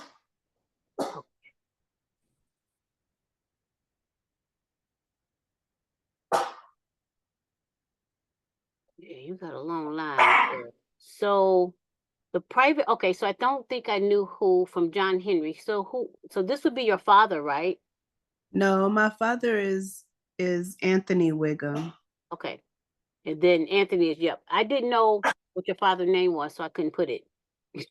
So I just wrote private until we could connect and you could tell me what your father's name is. So did you know Alan? Was Alan the name you knew and that's where you stopped? Yeah, I know Alan and well, you have, oh no, yeah, because I knew Carolyn his, or Joshua? I think Joshua. I Is where don't you know if I stopped. have Caroline. Okay, so you didn't know Joshua's wife. No. Okay. So this is your Wiggum line as far as Joshua's parents. Oh no, this Okay. is Joshua's wife, Caroline. His wife. Caroline here. So I can invite you to my tree. And I have pretty much vetted this line. And Lucretia is Joshua's mom. And the line that you are on, she had two sets of kids, one by the enslaver who was Joseph Wiggum. And then then Lucretia had children by an Anderson, which is my line. Oh, okay. So this is how the lines fall here. So James, Joseph, and what I can tell you, what was interesting was that before maybe a year or two ago, all I had was Lucretia and James. I had nothing else. And then I believe last year I finally found Lucretia's mom, who was Betty. And then these were Betty's children based on all of my DNA connections. And what happened was the Wiggums, whoo, I'm gonna just send you the I'm gonna send you the documentary. I did a documentary movie on them. I wrote a book and turned the book into a movie. I watched your movie. You did watch the I watched it. documentary. Yeah. Did you Yeah. learn anything? Was it helpful? It was. Insightful? Yeah, it was a lot. Like it's just a lot for me to grasp. To digest, yeah. Yeah. So what happens is if you know, like I saw a Wiggum right there in the video. So this is sharing how Lucretia, once they became free, starting in 1900, our family line, the Wiggum family line, was actually involved in the rights for what did they call it? The rights for to For receive reparation with Callie House. Kelly House, yes. Yes. They fought to try to get reparations for slaves, former slaves. So basically they were trying to get Social Security for former slaves. They're like the pensions that the men who fought in the war got, they fought for the slaves to get. And it was just really amazing to see their name. So what we're talking about here is this part in the movie where the family finally came together and they came to Alabama to do a meeting with the new members that had joined. And this was the ceremony. So this is what the records actually looked like. So this was a bill in the Ex-Slave Mutual Relief Bounty and Pension Association. And that is Callie House on the right side. And so in Montgomery, they had documented the fact that Callie's team was coming to Montgomery. And there was a whole document that listed all of the people in attendance who was going to, who were members, who were joining as members. So I'm just going fast forwarding the documentary I did of that quote unquote ceremony. So thank you for watching the video. Thank you for doing it. And this was done during COVID. So people were really surprised and shocked that I had really done something during COVID. So I will invite you to my tree so that you can further grasp the rest of the line that you need to add. And then in the tree, why did I stop sharing? In the tree, I do have Betty. So in my tree, what you will see here is, so these are wills. So really what happened with the Wiggums, the Wiggums men, as you can see, Betty was born in Virginia up here at the top. He was born in Virginia. So the Wiggum family line, they migrated, I believe, from Ireland. And once they got here, they had siblings. They had siblings who, where's Will of Thomas Galloway? Okay, Thomas Oh, that's not what I wanted. Sorry. In my, what I would tell you guys is, even though my personal tree is private, I do have trees of enslaved enslavers. So anytime you see just a random tree, that's an enslaver. And I have records that I track for those family lines. So basically, the Wiggums migrated from Georgia to Alabama. So some slaves were left behind, and then this family came to Barber, and then they desired, after the Civil War, to migrate out of Barber and try to get to Mississippi, and they made their way to Choctaw, Alabama. So that's where your family ended up, in this Choctaw corner. But the enslaver actually did push forward to Mississippi, where he died. So there's going to be Wiggums in Mississippi, Wiggums in Georgia. And so this is basically, this is just showing how the Wiggums family and some of the women received slaves, and me tracking the distribution of those slaves across those family line. And our Wiggum line actually jumps to Hannah's.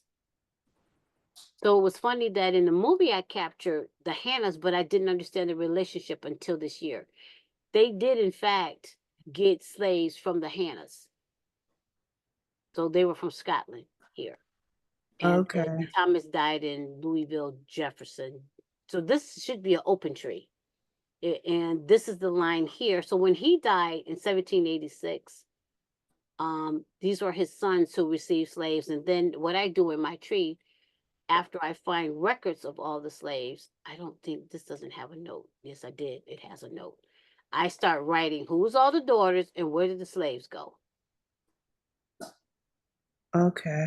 So you won't be. I'm gonna start putting this in a document so that it's more. I will put these in a document that's visible.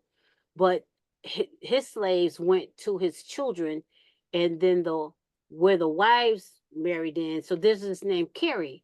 Do I happen to have DNA relationships to Carrie? I need to look.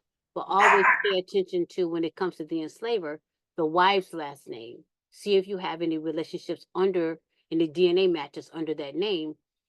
And then maybe that's a whole nother possible connection, that you weren't Wiggum, you was really a Carrie, for instance. I see his daughter married in Arrington, huh? Okay. Girl, yeah. That's where I was like, hold the phone and wait a minute on these Arringtons. Yes, ma'am.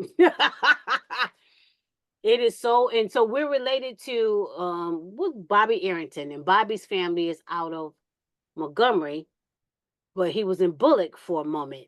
Right. And so he's now at Arrington, and he's like, and actually, we might not be under Arrington because his mama wasn't at Arrington, My right? two-time great-grandmother is said to be in Arrington. Okay, My matches come back to hers at Arrington. Yeah, you text my nerve. I love her. I do. Y'all see why? All roads leads to Emily and me. Emily and me matching everywhere and everything. So I didn't know I needed to look for Arringtons, and there it goes. We need to look at Arrington. Arringtons are out of Virginia. So if you're still on Greg, search for this name Arrington. Yeah, You may not understand those relationships, and I have spoken with Denver. I'm still trying to put her in my tree. I have spoken with Denver. She's Virginia. So I think I know how I possibly may be related to Denver, who is in Arrington. And they have a Facebook group.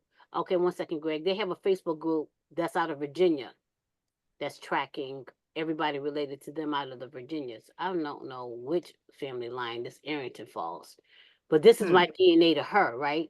So I just go, this is the view I see. A lot of people look at all the list of the names. I only care about the grandparent. I'll look at everybody else after I look at the grandparent people. So I go poking in their tree, looking for a name that makes sense to me. And then I start seeing if it lines up with Jed matches, Merca.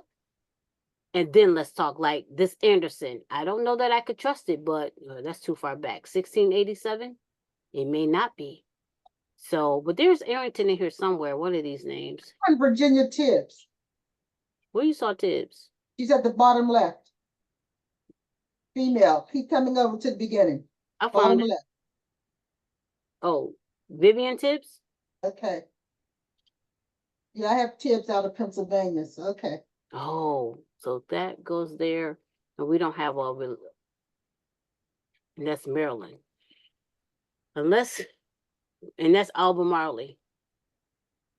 All roads lead to Virginia. But she is a Arrington. So, you know, so this is how I go looking at people's trees that I'm matched to.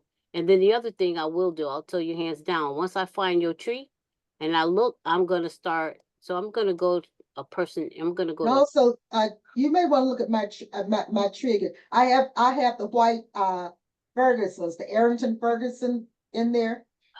you have Ferguson's? Okay. Yeah, the Arrington Ferguson, that's part of, yeah, that's Oh, one. David, Greg, see that Aaron, that Proctor name right there, Greg? No, let me see. Hold on. Let me see. I gotta get back to that screen.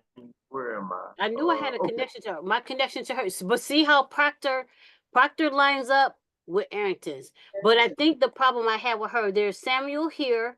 And remember I talked about how they're on double lines? Yes. There's a Samuel there, and then these are different years. Wow. So these are different. You see how Arrington and Cooper. Wow. So the other thing, Emily, I'll tell you with the Cooper, I'm related to Coopers in South Carolina. I have a strong suspicion this is going to bridge to South Carolina. And my Cooper's out of Williamsburg, South Carolina, which connects to my Thompsons, which connects to Jamaica. So yeah, so the Arrington is a name, and see that name, Emily Proctor. So Greg, you're gonna want to pay attention to Arringtons as well. This is where I think that Arrington is buttoned up, Emily. Oh my God, hallelujah. This is Bobby is not an Arrington. Bobby is not this Arrington. Oh. Bobby is way over here with an Arrington. And that means his daddy had to be an Arrington, his daddy had his granddad, his great-granddad, everybody had to be an Arrington. So if his line butts up like that, then this is where Bobby's gonna fall. It's gonna get right. I just now, so hold the phone. Wait a minute. Because Bobby said he's out of Alabama, right? He did, yeah. Yeah, But we're look, trying to get out of Alabama back. we're trying to get to y'all. So hold on. Go back. Right. I got Bobby Tree. Don't get it twisted. So let's while we here, look at him. Look at him. I love it. He at least his Arringtons go way far back. That's a North Carolina Arrington. This is 1810. He's North Carolina, but that's Benjamin. Huh? Benjamin. So hold on. So now this is how we make this make sense, cousins. Arrington. So like I will go to the tree and I will look for Bobby. And Bobby's Merca to me. Why does Bobby not have a Merca to me? Why didn't I record it? But that's okay. So now I'm gonna go to Ged Match. So you could have. I'll get to you right after this. I forgot I didn't answer Greg's question. So now I'm gonna search for Bobby. Bobby's Merca to me is right there. 60. He's hitting that Proctor name. He's gonna hit that Proctor name. He's at 7 generations. So when you're looking in Ged Match under Merca, right? Wow. This is right here is this is the money. So that in reality, that means I'm kin to Bobby also. Yes. And you just want to check your Merca. So right here, most recent common ancestor. So the Merca is the money. And if they have the tree, that's the money. And so Bobby's gonna hit me at 563, but I'm gonna tell you right now, I take it all the way down to 1 centimorgan. People gonna tell you don't. I'm gonna tell you why not. Why you should. Blood makes me kin. And if you looking for people that's related to me back through Jesus' days, I'm gonna take it down to 1 centimorgan. Exactly. Because there are people that I'm not related to, even in this group.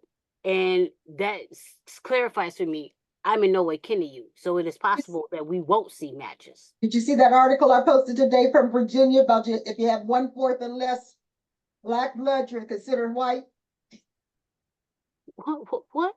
I just posted an article today on the Bullitt County page. What? No way. No way. Oh, they try to do the reverse? Yeah, that's what they said. You didn't read it yet, huh? Okay. Okay, so now I'm white. Okay. So now I got a great grandparent. No, if you have 1/4 or less. I said I it got a says- great grandparent that was okay. Them people So ain't. here's what it says.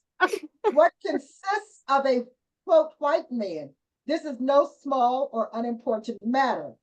Been commonly accepted that a person with the least infusion of Negro blood is not a white person, but a Negro. But Right. by a recent decision of a Virginia court, all this has been reversed. The law of Virginia, which has been recently brought to light, declares that any person with less than 1/4 Negro blood is a quote white person.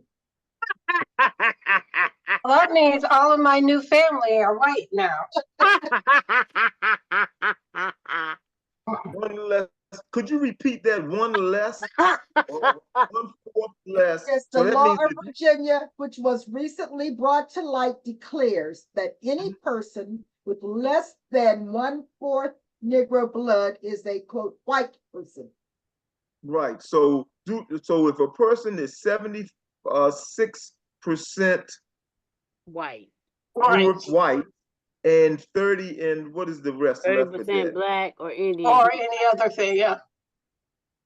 That would be the fourth white, and you're considered white. If you're 76% white, you're white.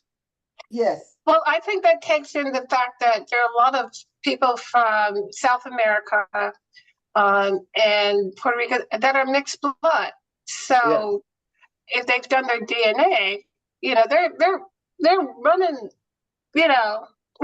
but they were already considered white because the Supreme Court did that back in the early 1900s. So whether they they just come out added as the some white more. Puerto Rican or the African Puerto Rican as to what they're considered. The same with Cuba. If you're Spanish Cuban, you're white. If you're Afro Cuban, you're black. But in America, they're considered white. So because this Mexican sued somebody in the United States, the Supreme Court said, Mexicans are considered white. That's why you have white, not Hispanic, and white Hispanic. Yes. Yeah. And Hispanic is for all people that are from the Caribbean and South America. Everybody wants to be everything else but black, so they find a way. They're gonna find a way, definitely. Yes. And we Yeah. and we sorry letting to take you off course, Deborah. That's all right. We letting them. We letting them. That's the problem. Is The other way around. I got 27% white, so I ain't worth that. Okay. Thank you for sharing that. That was enlightening. OMG. So here is someone that has a North Carolina. What I've been looking for under the Arrington name, right? Denver did not have her roads leading to North Carolina, but this other DNA match that I have has their road leads to North Carolina, and Bobby's tree has his road was leading to North Carolina. So see what I mean? So I needed to find a relationship with the Arringtons in North Carolina that are cousins. So this particular cousin, it looks like they're definitely, oh God, it looks like this person might totally be related to Bobby. They just never left North Carolina and somebody went to Alabama. So in researching Bobby's, the conversation is, what happened with these Arringtons, just like how I showed the wills and the deed, the wills when people died and the slave distribution. This North Carolina has to have a connection to the Proctors and the Virginia. It's just that we have to pay attention to this family line and see where the sons and the grandsons just moved to and were distributed, and that's going to be the line that we follow when that time comes for connecting those dots. So looking at Renfro's in there too. you would be. You would be. Well, this is my DNA cousin. So one thing I did want to show to confuse you even further. Yes, this beautiful chart that I created. It's going to be small. Just pay attention to the colors. I'm telling you now, pay attention to the colors.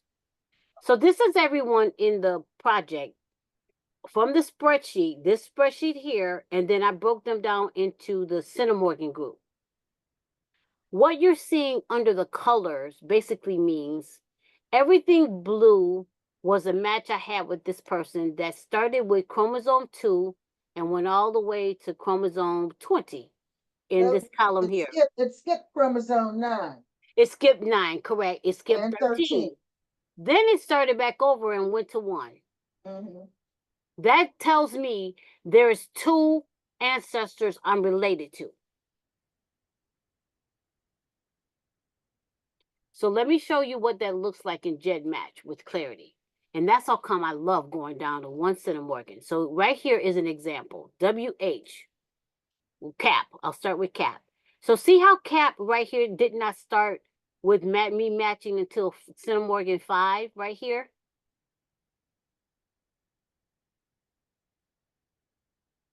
I'm trying to zoom it. You guys see that? Yeah. Hold on. Oh, Joseph Warren is in here. Okay. Girl, look, if I'm kidding you, I'm gonna throw you in here. Okay, I'm zooming in too much, and so my computer's trying to catch up. So since you know Joseph Warren, let me see if he's a good candidate for this conversation I'm about to have. Okay, here we go. So Joseph Warren, yeah, he's a good one, but he's not a good one. My centimorgan match to him doesn't start till centimorgan 2. You guys see that? Then it went 2, 3, 4, 5, 6, 7, 8, 9, 10, 11, 12, 13, 14, 15, 16, 17, 18, 19, 21, 22. And then I start matching him again on chromosome 1. See how that it wraps itself back around and starts over? That tells Joe me. is the mild, and he goes back to my Sarah Greenwood on my mom's side. That's my mom's side.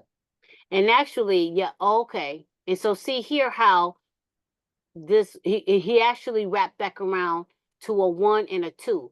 So he's double related to me. That's what this tells me. And so what's interesting about the chromosome, so now I'm at this chromosome level because people are starting to be, I'm trying to push them into one relationship, but does that make sense? And is that all there is? And so the chromosomes, look at Audrey, for instance. Audrey's doesn't start till 13. And then she goes all the way down to chromosome 22, and then she starts again at 1, 2, 3, 4, 5. And because I'm sorting these people by the most recent common ancestor, group 1 is up here, and then group 2 starts down here. It's amazing. I think I found one person I might be 3 relationships with because Dedra, that WH that you related to, close up, that's my stepfather. Okay. That's a I know. That's a different line. Yes, yeah. That's a Delbridge line. WH. Oh, okay. Yeah, right. So we got to see if those Delbridges lines up with my Delbridges, what they probably made my Anderson, which is an Anderson line. Right. Right there, right there. So let me see, 1, 2, 3, 4, 5, 6, 7, 8, 21, 22. And then he starts again at 1. I'm double related to him. See how 1 is at the bottom? Mm-hmm. That's telling me why would, and I've emailed, I've messaged GEDmatch. It was funny. GEDmatch says, this is a technical support. Go to the Facebook GEDmatch and post your question. I said, what? Okay, went to the Facebook group, post my question. If you know GEDmatch, they don't have a problem with lighting you up like a Christmas tree. Nasty comments, this comment and the third. I've had enough of their nasty comments because I'm always going to research less than 7 centimorgans. I put a post in there that said, don't ask me what centimorgan I'm searching on. That's neither here nor there. I said, however, I'm seeing groups and repetitions. Has anyone ever seen this? I haven't got a comment yet. Not a reply, not a blip. That's because I'm making too much sense. I'm making too much sense. And so it's so amazing to see. This is when GEDmatch, oh my God, I love this thing. But I think they've shifted the calculations of the MCRA. I'm going to tell you that. Because my spreadsheet, I track my doggone MCRAs.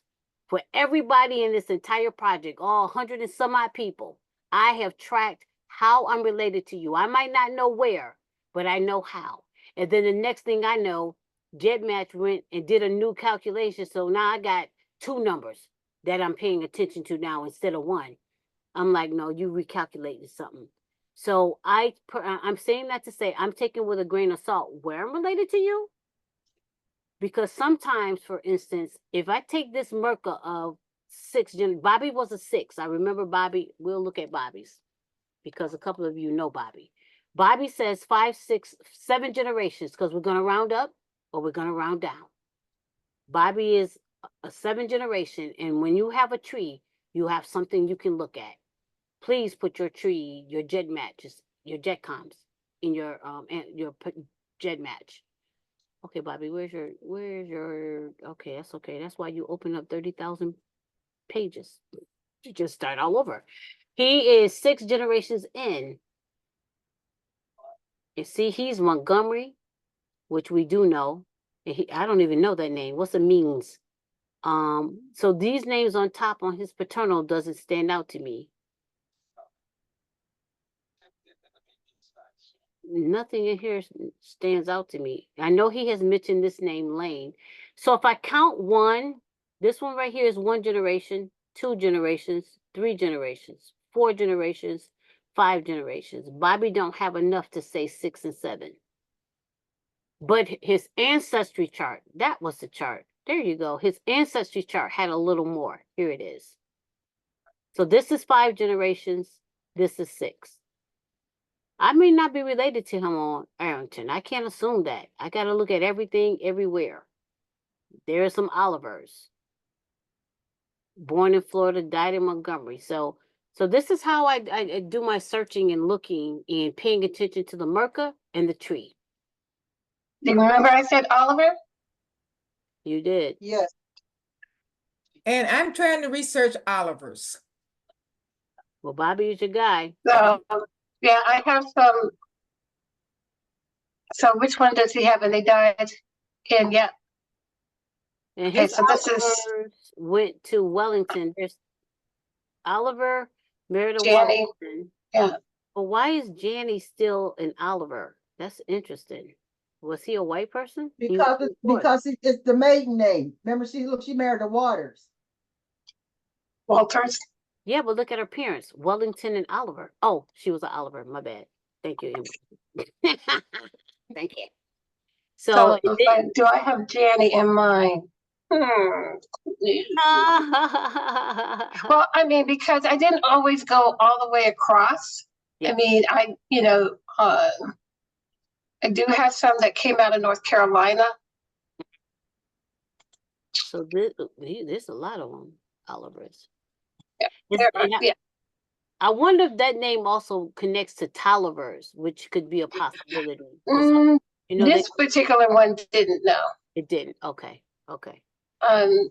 So I can go back to 1813. So this is in the 18th. And actually, I have an Anderson. Yeah, that's slightly a common name. Anderson out of where? Georgia. So James. Yes. Yeah, so James William Oliver originally came out of Virginia. Okay. He was a Florida person. Yeah, well, see, there was a group that went to Florida, but it was after they went to Georgia first. Gotcha. And they also went to Montgomery. Gotcha. Ooh, so it definitely would be worth having a conversation. I'm saying it's a good possibility there. Mm-hmm. And because he's in GEDmatch, Bobby is very responsive and willing to converse and stuff like that. So sounds like that would be a good conversation to have with Bobby. Yeah. Okay. Awesome. All right. I think last but not least, or who I got? Oh, Stephanie jumped in here, but Tiffany, did she leave? Tiffany left. All right. So Stephanie, you up on deck.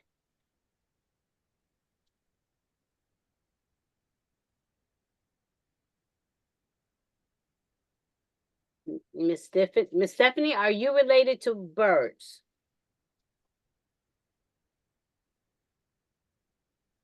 You still, is she not muted? You're still muted. Oh,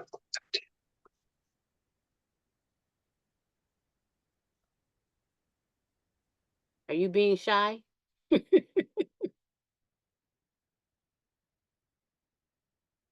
she must be being shy on me. All right, guys. So unless Stephanie's going to share, I think that may conclude this session. So I would like to ask, did you guys get anything out of it? Because that is very important to me.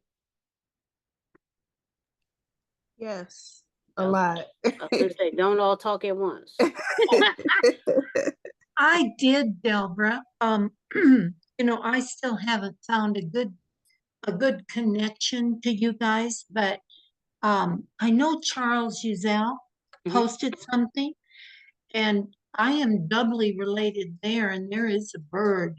I was just looking at his mother's tree. I'm related on my my McLaren side, my Virginia, and then up to Maryland side. Not where I thought I would be, but there's the Byrd Holland Uzel, and so I'm kind of related. And I found out then that I am related on both sides, because when you were talking about your chromosomes, I Yep. followed down, you know, where it started over, and I Yep. wondered why that started over. So I learned that, if nothing else. Yeah, I think and I'm still and actually I'm actually starting. I am starting, Emily. Where is it at? I'm saying Emily because I'm going in places I said I would not go before. I have to find it, but I have started doing DNA Painter. Oh, good, good. I bought the paperwork and stuff to do it, but I haven't a couple years ago, but then I didn't start it. Well, you know they have an online one, and it's Yes. really not so bad. So I've started painting every cousin in this list, so I can see how it's gonna fall in my DNA Painter. I have, because I think because I'll tell you, I'll be honest with you. I started scratching my head, and I was like, "This is above me," but it's not above me, but it's new to me. What happened when it came to my spreadsheet? I have too many tabs open. Thank goodness, there it is. What happened to me on this right here, is it Wiggums? It's either Wiggums, this one right here. Okay. And then I'm going to conclude, but this is what started happening on this Wiggum. I started matching my chromosomes. So this is what it looks like when you're matching your chromosomes. This is my daughter, my brother, and I took my first cousin out. I got to figure out why he left.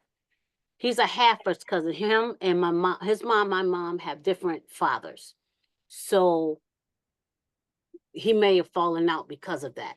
But my daughter's chromosome 1 starts at 752,000 and goes to 1,000,000. 2, 3, 6. Trying to count these is nerve-wracking. And what you're doing is you're going to look at the other people, and what you're looking for is, do they fall in those ranges? So James Cason, which is a Wiggum, this is another Wiggum cousin in the GEDmatch project. His 2, 4, 6, 8, 9. On chromosome 1, he starts at 186 and goes to 188. So if I look at chromosome 1, right here, he falls in between my brother. If you can see that, the 186 to the 188 falls in between my brother. So James matches me on chromosome 1. But then he matches us on chromosome 5. All of these people on this spreadsheet, Nikisha is another one. She matches me on 1 and 5. Everybody's matching me on 1 and 5. So the question I'm trying to understand, is this a double relationship, or did an ancestor hit me on 2 chromosomes? And the thing I was trying to say to you about GEDmatch only gives you one relationship, one most common ancestor. So if you have 2 common ancestors, it's only going to give you 1. So this is what's forced me to do DNA Painter. I clearly found my Anderson connection. I posted that in my Facebook group. I found them. The Andersons are on chromosome 7. Everyone that was my chromosome 7 fell within, I was happy. And they did not have this duplication. But when I hit Wiggum, I have duplication. And honestly, what the Lord is telling me is this is another ancestor. This is another ancestor, which could be that Hannah I was talking about, that I mentioned the Wiggums purchased slaves from the Hannahs. So this is now the level I'm at where I need to split apart the different relationships, and I need to pay attention to what the chromosomes are telling me from GEDmatch. So it's amazing, you know, to see the application, to understand what is it trying to say to us. Thank you, Emily. I'm kind of finally there. There are some overlaps. I will tell you that there are some overlaps. The XY you see in my tree, in this grid, that's an overlap. That's like, I don't know, is that a third person? So that meant all of the one person started here, another person started in red under Chindrick, and then the next one that started in red, there's 2 8s overlapped. And I don't understand the meaning of the overlapped, but I have to investigate it. So these are the things when I was talking about how you grow to those levels. But the first thing you got to do is you got to start with a healthy tree. You got to start figuring out how you're related to people, looking at those trees, and then use GEDmatch to help us get there. GEDmatch does have this beautiful chart. I hope you guys can see this chart, and then I'm going to go. But there is a option in GEDmatch. You might have to pay, but what it does, it tells us under every chromosome how where our heritage is hitting under every chromosome. This is amazing. Because for me to see American Indian hits my chromosome 3, then chromosome 6, 7, 9, 10, 12, 14. I mean, all of these chromosomes are pulling American Indian. So if I'm related to someone under that chromosome, there's definitely different grandparents, but I want to pay attention to where are they descending from. So how they're building these tools didn't exist 10 years ago, 15. They're growing and they're seasoning and maturing all the time. So these are just all of the tools that we can use to be able to help us break through these brick walls that we have. So I'm going to thank you. Are there any other questions anybody has, or you are all good? I had one with the Wiggum. I put that in the surname and got 2 people, and one of them is the person, they are managing a person, this person that's related to me, but their name is Christine Bullock. And when you were mentioning Wiggums, I thought you had the name Bullock within that too. Is that true? Do you remember? I think you was talking to somebody else. It was somebody else that was saying that she was adopted, and but she had the Wiggum last name. Yeah, that was me. Yeah. Okay, yep. And let me see my thing again where I got Wiggum. I put Wiggum in the surname, and there's only 2 people. That's the wrong button. Okay. Yeah. And so it's 2 people. And have you heard of Christine? Do you have a tree where you can see Christine Bullock? She's managing. She's not related to me, but she's managing a Evelyn Worsley, Worsly. Let me share my screen. How can I do that? No, is her tree in here? It's not that many Yes. people. So I mean, do you see her name? I'm looking for her. Remember her name. No, it's in my tree. Yeah, but Not my tree. Not my tree. Mm-hmm. The DNA, but if she has an open tree, I should be able to see it. Oh, I don't know. Yeah, it says public. Yep, 14,000 people. Ooh, do you see her face in this list? No, she has a silhouette. Okay, so how did she spell her name? Did I spell it right? WORSLY. Aura. No, the S person L.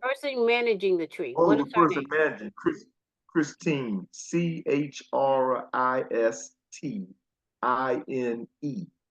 And Bullock has two L's. Bullock. Let me go back to Zoom and see what you see. Okay, so that's how I Yeah, spell there it. she is. Yep, Christine Bullock. Yep. But which of these are her? Oh, you got a bunch of Christine Bullocks. Yeah, Christine don't have a face. It just Oh, says that's that what you meant. she's managing, How long? Did you see when's the last time she was on? A year let me see. ago, sooner? Oh, these are Uh, old. let's see, how do I get back there Okay, again? I can let you share Uh, because I don't think I'm seeing it well at all. yeah. What's the name of the tree? Oh, I didn't know trees had a name. They And do. by me not having a subscription, I can't even see the tree. And not only that, the link that you put in that I was going to save and look at, it won't allow me to open that because Ancestry want me to have over that whichever it was. Oh, I a think paid it was, membership. Yeah. yeah, they won't show me that link. Let me see if I can share my screen. Okay, I'll stop sharing. I gotta move side. Hold on. Here we go. Share. Okay. And it says host disabled system. Yeah, you disabled it, so it won't let me. I disabled what? It says host disabled sharing. Oh, the ability to share? That advanced sharing options. That's ridiculous. Who can share? Everybody? Okay, I just changed it. Let's see, now how do I move this up? Oh, who can start sharing with somebody? Oh no. Okay. One person at a Yeah. time. Okay. Okay. Can y'all see that Evelyn? Two people. Mm-hmm. Evelyn Word writing. See, it's managed by Christine Bullock. So I don't know if you get any information there. Okay. I'm not good at this at all. Moving through stuff. I'm learning from you stuff. I'm surprised you can even see that. You're not paying and you can see advanced searches. That's Yeah, interesting. this is my tree. Yeah, this is my tree though. I mean, this is my thing, Account. but it won't allow me to look at any new hints or anything. But it lets me look at people matches Oh, and all trees, of that. things. Okay. Yeah. No, Okay, it won't good. even let me look at her tree. It won't let me look at her tree. It let me look at my tree, but it won't let me look at anybody else's tree. So But when you it'll click allow me. that, it won't do nothing? No, it goes to wanting money. Watch. Where is it at? Where does it say that? I thought it was saying. Yeah, it don't show the tree. I just clicked on it. It was View popping up tree. 30. Oh, that's where it said view tree preview, and that's where it might tell you to pay. But it did show you some matches. Mm-hmm. It shows all matches without a Shared subscription. matches. Matches. But this girl is 33% European. From UK. England, right. And 3% Sweden. I'm 40%. I got 40% European. Scroll up And a little 60. bit. So so she has no black. Yeah, she got a bunch of black. This is a white girl. Look, Yes. Scotland is 55. Oh, So this ain't even a black person. so all that what that's telling you is that it's the ancestor, the enslaver. That's how you kin to her. And this is Evelyn Worsley. Yep. Right. You're kin to Evelyn's is through the enslaver. So I got a white cousin. Oh, we got a lot of them. We have a lot of those. We got a lot of them. I'm gonna try to pull up her tree.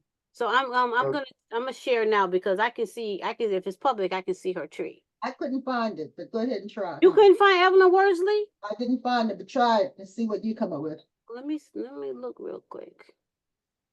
I won't take I'm it gonna from stop sharing, or you can stop me from sharing, I guess. search. Let me see her matches again. Maybe you can get there through a match.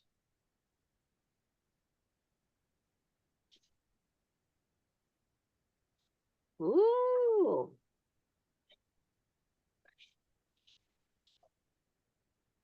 They is evil.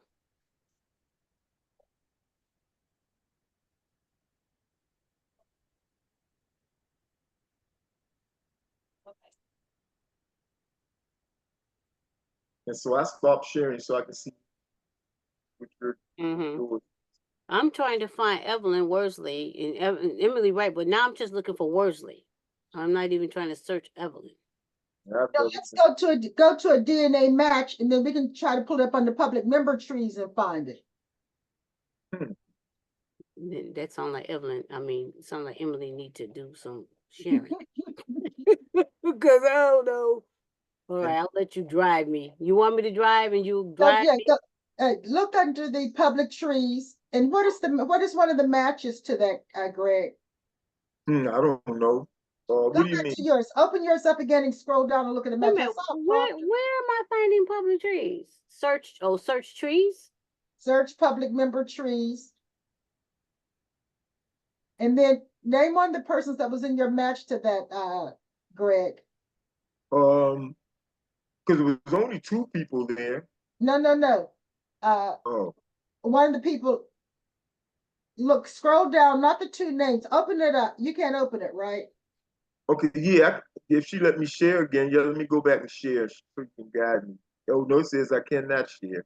Yeah, you can now. Scroll down and gave you some Okay. matches, DNA matches. Let's look at who those persons were. You can now. Okay. I stopped sharing. Okay. Try Where that is it? first. Get off of Evelyn. I'm gonna go back because I clicked on Evelyn and see Yep. the other 2, right? The other one. Yep. Okay, so under the Wiggum surname, You're not it's these. sharing. Oh, I'm not sharing again? We don't see anything. Okay, hold on. Okay. Okay, gotcha. Yeah, these are the only 2. Beautiful Chaos, Let's try 1970. that one. That's a wild name she gave herself. Yeah. Are you trying that one, Deborah? Yeah, I got her. She's in England. She's mostly English. Yeah, let me see. She's straight England. When I click on her, I can see her without a subscription. They'll show me John her. Allen Wiggum. Yep. She's 78%. And he stayed in England. Oh my goodness. Oh my goodness. Interesting. So there, like I said, there were different lines of Wiggums. I remember my Wiggum came over on the boat. He didn't get here till maybe in the 1800s. But he had an uncle that came here and the uncle died. And I looked at the probate. I said, I don't know what to do with this because it was too early for me to be paying attention to a line that wasn't my line. Now I know I need to open it up to further connections. But I don't know if this Wiggum is going to take me to England. So this is a phenomenal conversation. Phenomenal. So let me see, is beautiful related to me? Probably not. And if she would be, I'd have to look at her. She's related to you. Very cool. Yeah. So she could potentially be related to me too because of you. Those Crawfors and through that line, and Andersons and all of them that married within. Yeah.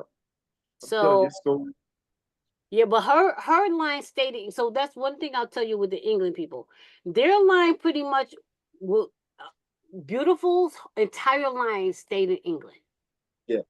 So that means somewhere in this 1830s, someone left England and came here and stayed here. Down, Greg, scroll down a little bit. A sibling or somebody. Keep going.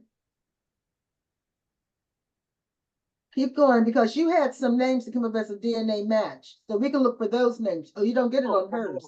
Go back up a little bit more. Go back up a little more. Right, one surname match. That's a surname match. Yeah, she didn't have any. She didn't have any. Look at the other person. The other person. She don't have any shared matches. That's the conversation. She didn't have, but the other one person here got 14,000 in her tree. They're both in England. Yeah, click Worsley. And then scroll down a little. Yep, a little. And I'm gonna try to hit a couple of the shared DNA match. See that right there? Keep going. You got 5. Keep going. Yep. Right there. Okay, right there. Let's try those. Hold the phone. Priscilla. Try Oh, this. Okay. Jesus. Look at Yep. there. You got 2 proctors. Right. I am in awe. And they're a second cousin to you. So see if you can get open up their tree. And they're related to her. They're related to a Wiggum. I got her too. Well, I see her. Okay. I don't know if I'm kidding her yet. I see her. I don't show a That's- relationship to her yet. That's Priscilla. Let me see how much DNA Priscilla got in England. She's 20% African, 27, almost 30% African. She will be. She will Yeah. be. Because yep. So that's what it is. That Wiggum comes in some kind of weird way. And it's To hidden. England. Oh my God. And it's hidden this Anderson and then hits the Proctor. Isn't this special? She got 11% Ireland. I could just scroll my eyeballs and scratch them out. It's just so cool to be able to. That's how come we need these conversations together. Yeah. What you know, Yep. what you see, what I know, what I see. This is going to help us pull these conversations together. This is phenomenal. And where else? Where is another? Let me go back. I want to see. That was the first one out of the 3 that we saw that said, okay. So here's Nina Robinson. Who's that? They're all your second cousins. But the difference is what I'm going to tell you with this other person who's managing this tree. She may not be related. So the conversation would be, I'm going to tell you what to do. Message Priscilla, because she looked young and willing. And she was signed in a month ago. And she our age. Because she's 59. Say, I see your tree and Phyllis, forget anybody else, whatever you want to say, is being managed by the other person. Are you related to the other person? Started with that conversation. Who is that person to you? So they, it's just someone I hired, or that's my auntie, or that's my cousin. Right. So once you bridge go scroll up a little bit more. I want to see the person who's managing the tree. Because we couldn't find her tree worth nothing. No. And I have to go back to scroll up. I gotta go back, I think, to show that who's managing. It was managed by Christine Oh, Bullock. Christine Bullock. See, there's the name. Remember. So let me. I couldn't pull. Chris. Right. So if I either one of them.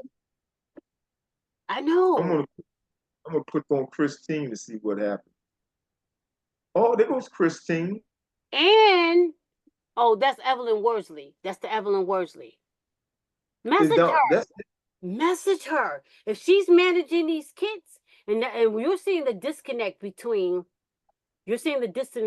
how Ancestry shows us information. We saw 3 shared matches, and now you only see 1.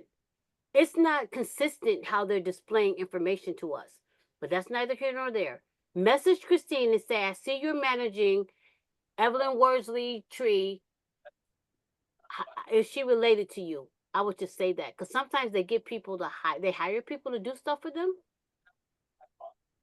You want to ask that question. So this thing allows anybody that manages somebody, Ancestry allows me to see them too, even though I'm not related to them. Correct, because it's telling you you're not related, but you are related to these people. Right, to the ones that she's managed. Now, hidden message. A hidden message, I'll show you where the other disconnect with Ancestry, you should be able to see it when you hit message. So, like you want to message her. Right under her picture, her picture is the blue button your message, hit message. Because you better talk me through this now, because soon we get off this Zoom. I'm doing other things. I ain't thinking about this. Okay, hold on. Okay, what do I do? Hold on. There's something, Emily, the chat is in my way. Let me close it. Yeah, mine is too. Okay. Oh man, it didn't do what I wanted them to do. On the right-hand side, sometimes you can see their name and other information, and it didn't populate. But that's okay. So just message her. Hi, Christine.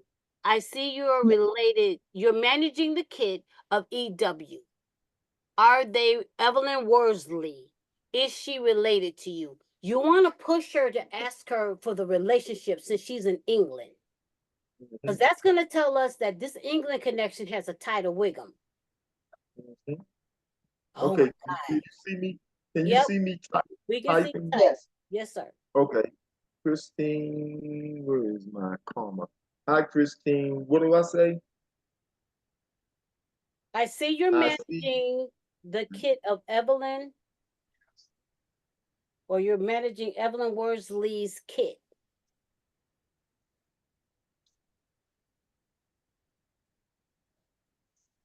Intriguing. What's her name? What's her Evelyn. name? Evelyn. Worsley. Worsley. S-L. And Greg, are you able to see the messages when they come back? Yes. Yeah, because Okay, because I always put an email address in there or something to be sure they can get to me some kind of way. That's true. Okay, yeah. Evelyn Right, good Worsley. idea. Yeah. Yeah, say kid. Is she related to you? Because we know you're not related to her. And it could just be on a different line. I don't know. But we trying to figure out this UK connection.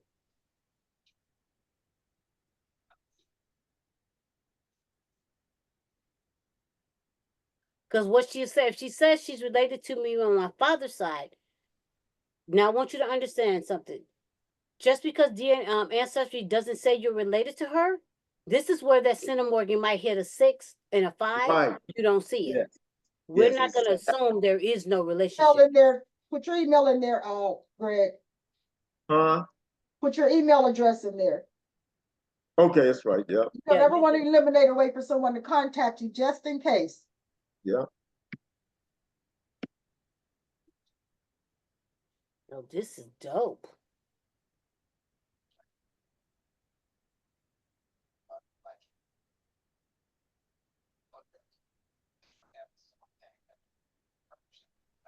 Okay, can they see that? Yep. Yes. Campbell Yep. 554@gmail.com.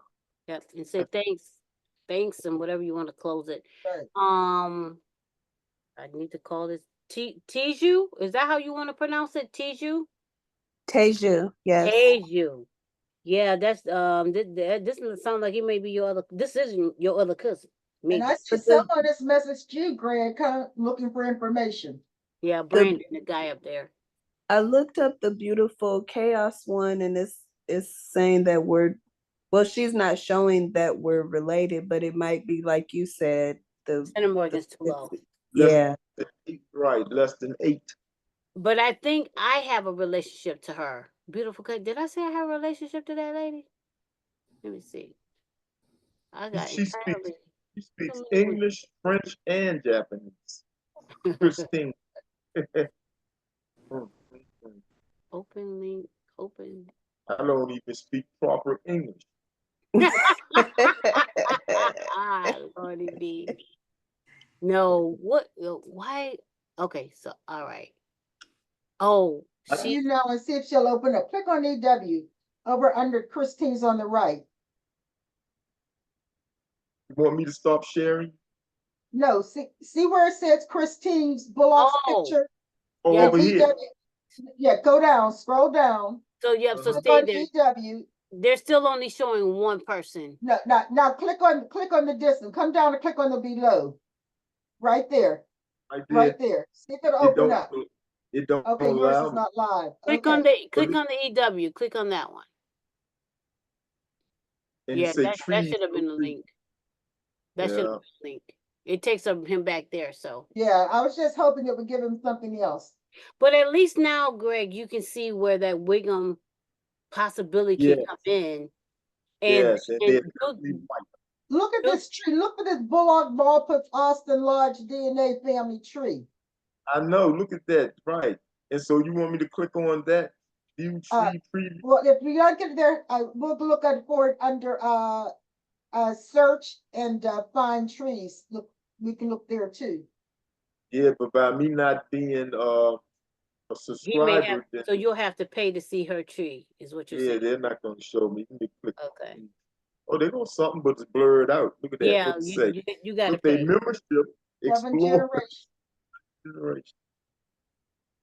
Get access. I'm confused. So what is the 7 generations when I can see a whole lot of them? This is great. Because he see. doesn't have a paid account. They're telling No, him what's in there, but he can't see it. but I'm saying when I pay, I'm seeing as many generations as I want to see. Why is he only 7? So they must have tiers now. Yes, must do. They keep changing stuff. Remember that Zoom on Oh Thursday? Lord. Guy, Shannon Christmas Christmas. says that these people keep changing Yeah. and asking for more money and Yeah, that's true. That's true. Yeah, so I'm maybe related. that's what Are you related to Shannon? I didn't see it, but it may be. I don't know if it is in GEDmatch, but it's not in No, Ancestry. it would be in Gedmatch. He's in the Gedmatch group. I'm related to him in the Gedmatch group. But you know, being on these Zooms, I didn't realize that Africans during slavery, some was allowed to go back to Africa, and that's where his people came from. They were here, and then they went back to Libya. They made a whole little country for them to go back to, but they didn't go back to their blood relatives. They were put in a place Right. where they were by themselves to start over. Like And, Liberia or something, right? Liberia. Liberia, yeah. Liberia, yeah. They So did I that in never, Alabama too. The Alabama Well, people. it's the same people that went back through there. And if you look at my old blog, you'll see a list of the people who went from Alabama. wow. Back to Africa. Back to Liberia. What was the To movie? Liberia. What was the movie that I watched? The Book of Names. They talked about how when from I think they were in New York and they got freed and they were supposed to be going to Liberia as well and ended up somewhere else. Book of Names. Let me write that down. I think I might have Yeah, saw that. Was that on what's the name of it? Tubi. Tubi, yeah. Book of Tubi. Names. It's on a bunch of different places. That was a movie, so it just depends on what app you have to watch it. But that was an amazing story where she documented all these people who moved back, and she was educated, and so she went back and forth from America to Africa, and so oh my God, I love those kind of movies. So yep. And, Delbra, you said you had a movie. Am I able to see that? How are we able to see the video? Yep. I thought I had posted it in the chat, so that way when you download it, you can see my channel. I'm gonna share my channel in the chat. Oh, good. So I need to go and save my chat. Put a good message in there. Check her message. Yep. So hold on. Let me get the URL, and then I'll put here's my channel.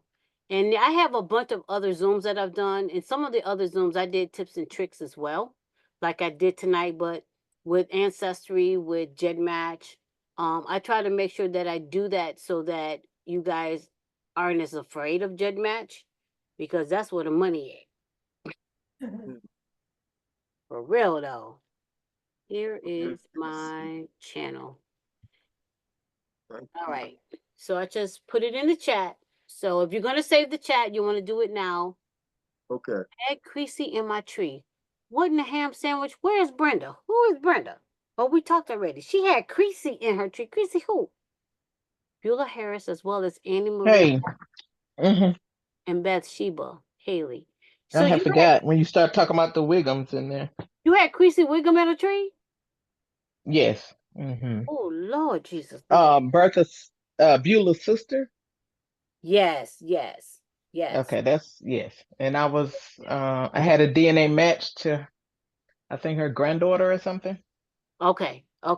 Yep. So we would be doubly related too. So good. I wrote these notes because this is the conversation that helps to. So when I'm doing my chromosome matching on my own, or when I do the DNA painter, when it starts falling into these chromosomes and I start seeing names that are telling me these surnames, then that's helping to solidify what chromosome matches to what name. And so, Delbra, you have a station that you on regularly and do stuff, or what? I just use my personal channel on YouTube, and I'm gonna download this. I'm gonna save the Zoom, then I'm gonna upload it to my YouTube channel. Oh, so you have a YouTube? That's people can do that. Have a YouTube channel. See, I'm not. I don't know what you're talking about. That's okay. Well, as you watching all these videos on YouTube, that person has a channel. And you can get one and pay for it and all that. I ain't paying a 5 cent or a nickel. You can have a YouTube channel without it's free. Yes, sir. Wow. Okay, Yeah, so that's I'm, too much work. let me- I'm too busy to find time to do that. I can't even look at all these stations I got on my television. you got me sharing, and you ain't gonna try to create one. Let me see. I have a few Maybe like, channels. I think I got, yeah, I got a couple channels. Actually, wow. I don't even remember how I created these suckers. It's been so long. Google account, view my channel. Yeah, I have, like, you know how you get ready to sign into, and you see different names, right? My husband has a channel, I have a channel. And on on most people's channels, all you're doing is saving things you search for, right? Mm-hmm. Well, now what happens is when you click on the icon up there, you can go uploading stuff. You don't just have to, you can, that right there means I want to Okay. upload video. To your channel.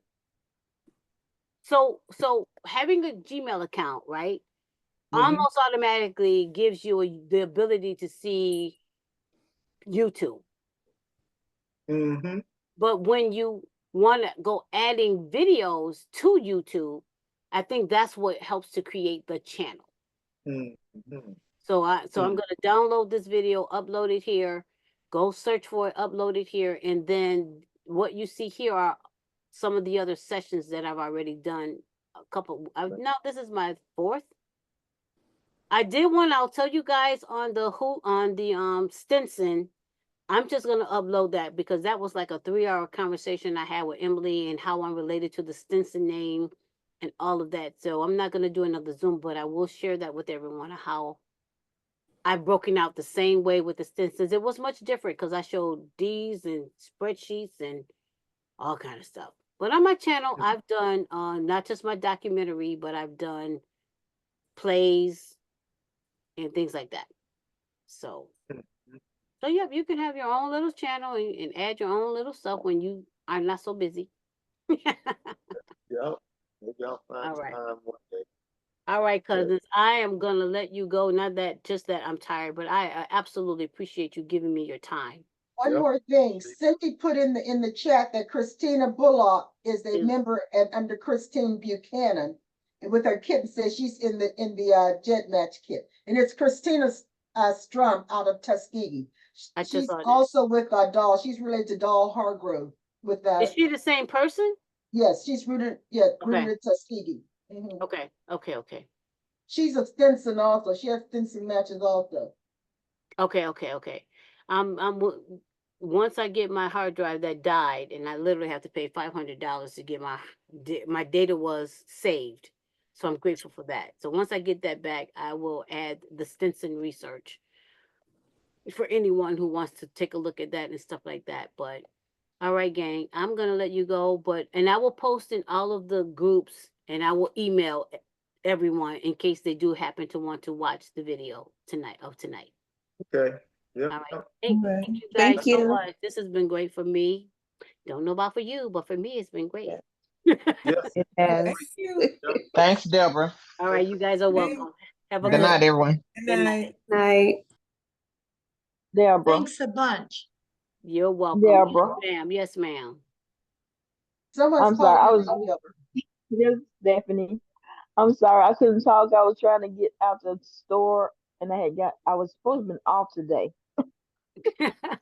But, they called me in, and then I got off late, and I'm just like, Lord. But everything so far is great. I know I have bird matches, but I just don't know how I'm connected to them Okay. yet. Okay. But No, that's helpful to I know so that we'll look and we'll pay attention when I'm looking at your kit and stuff like that through the project. yeah, whatever day I'm up, I'm probably gonna give you a call so we can catch Okay. up on stuff. That'll work. And Nikki. Yeah, she's awfully quiet tonight. That baby must have her going. She was in and she was out. So I know that there was another Zoom that's going on. Miss Nikki, you kin the Byrds over there? Oh, she may be in that Roots Tech one. Roots Magic. Okay. Okay. That's what that one was. There's some I wish I would knew about, but I don't. So, that's the Roots Magic is a software. Right, but Tania was doing a training on the Roots Magic 10. Oh, I would have loved to see that one. It'll be recorded. She'll record. I'll let you know what's up. That'll work. Yes, share that one, because that'll be cool. So, all right, guys. Thank you so much. Okay. Okay, now. Bye-bye.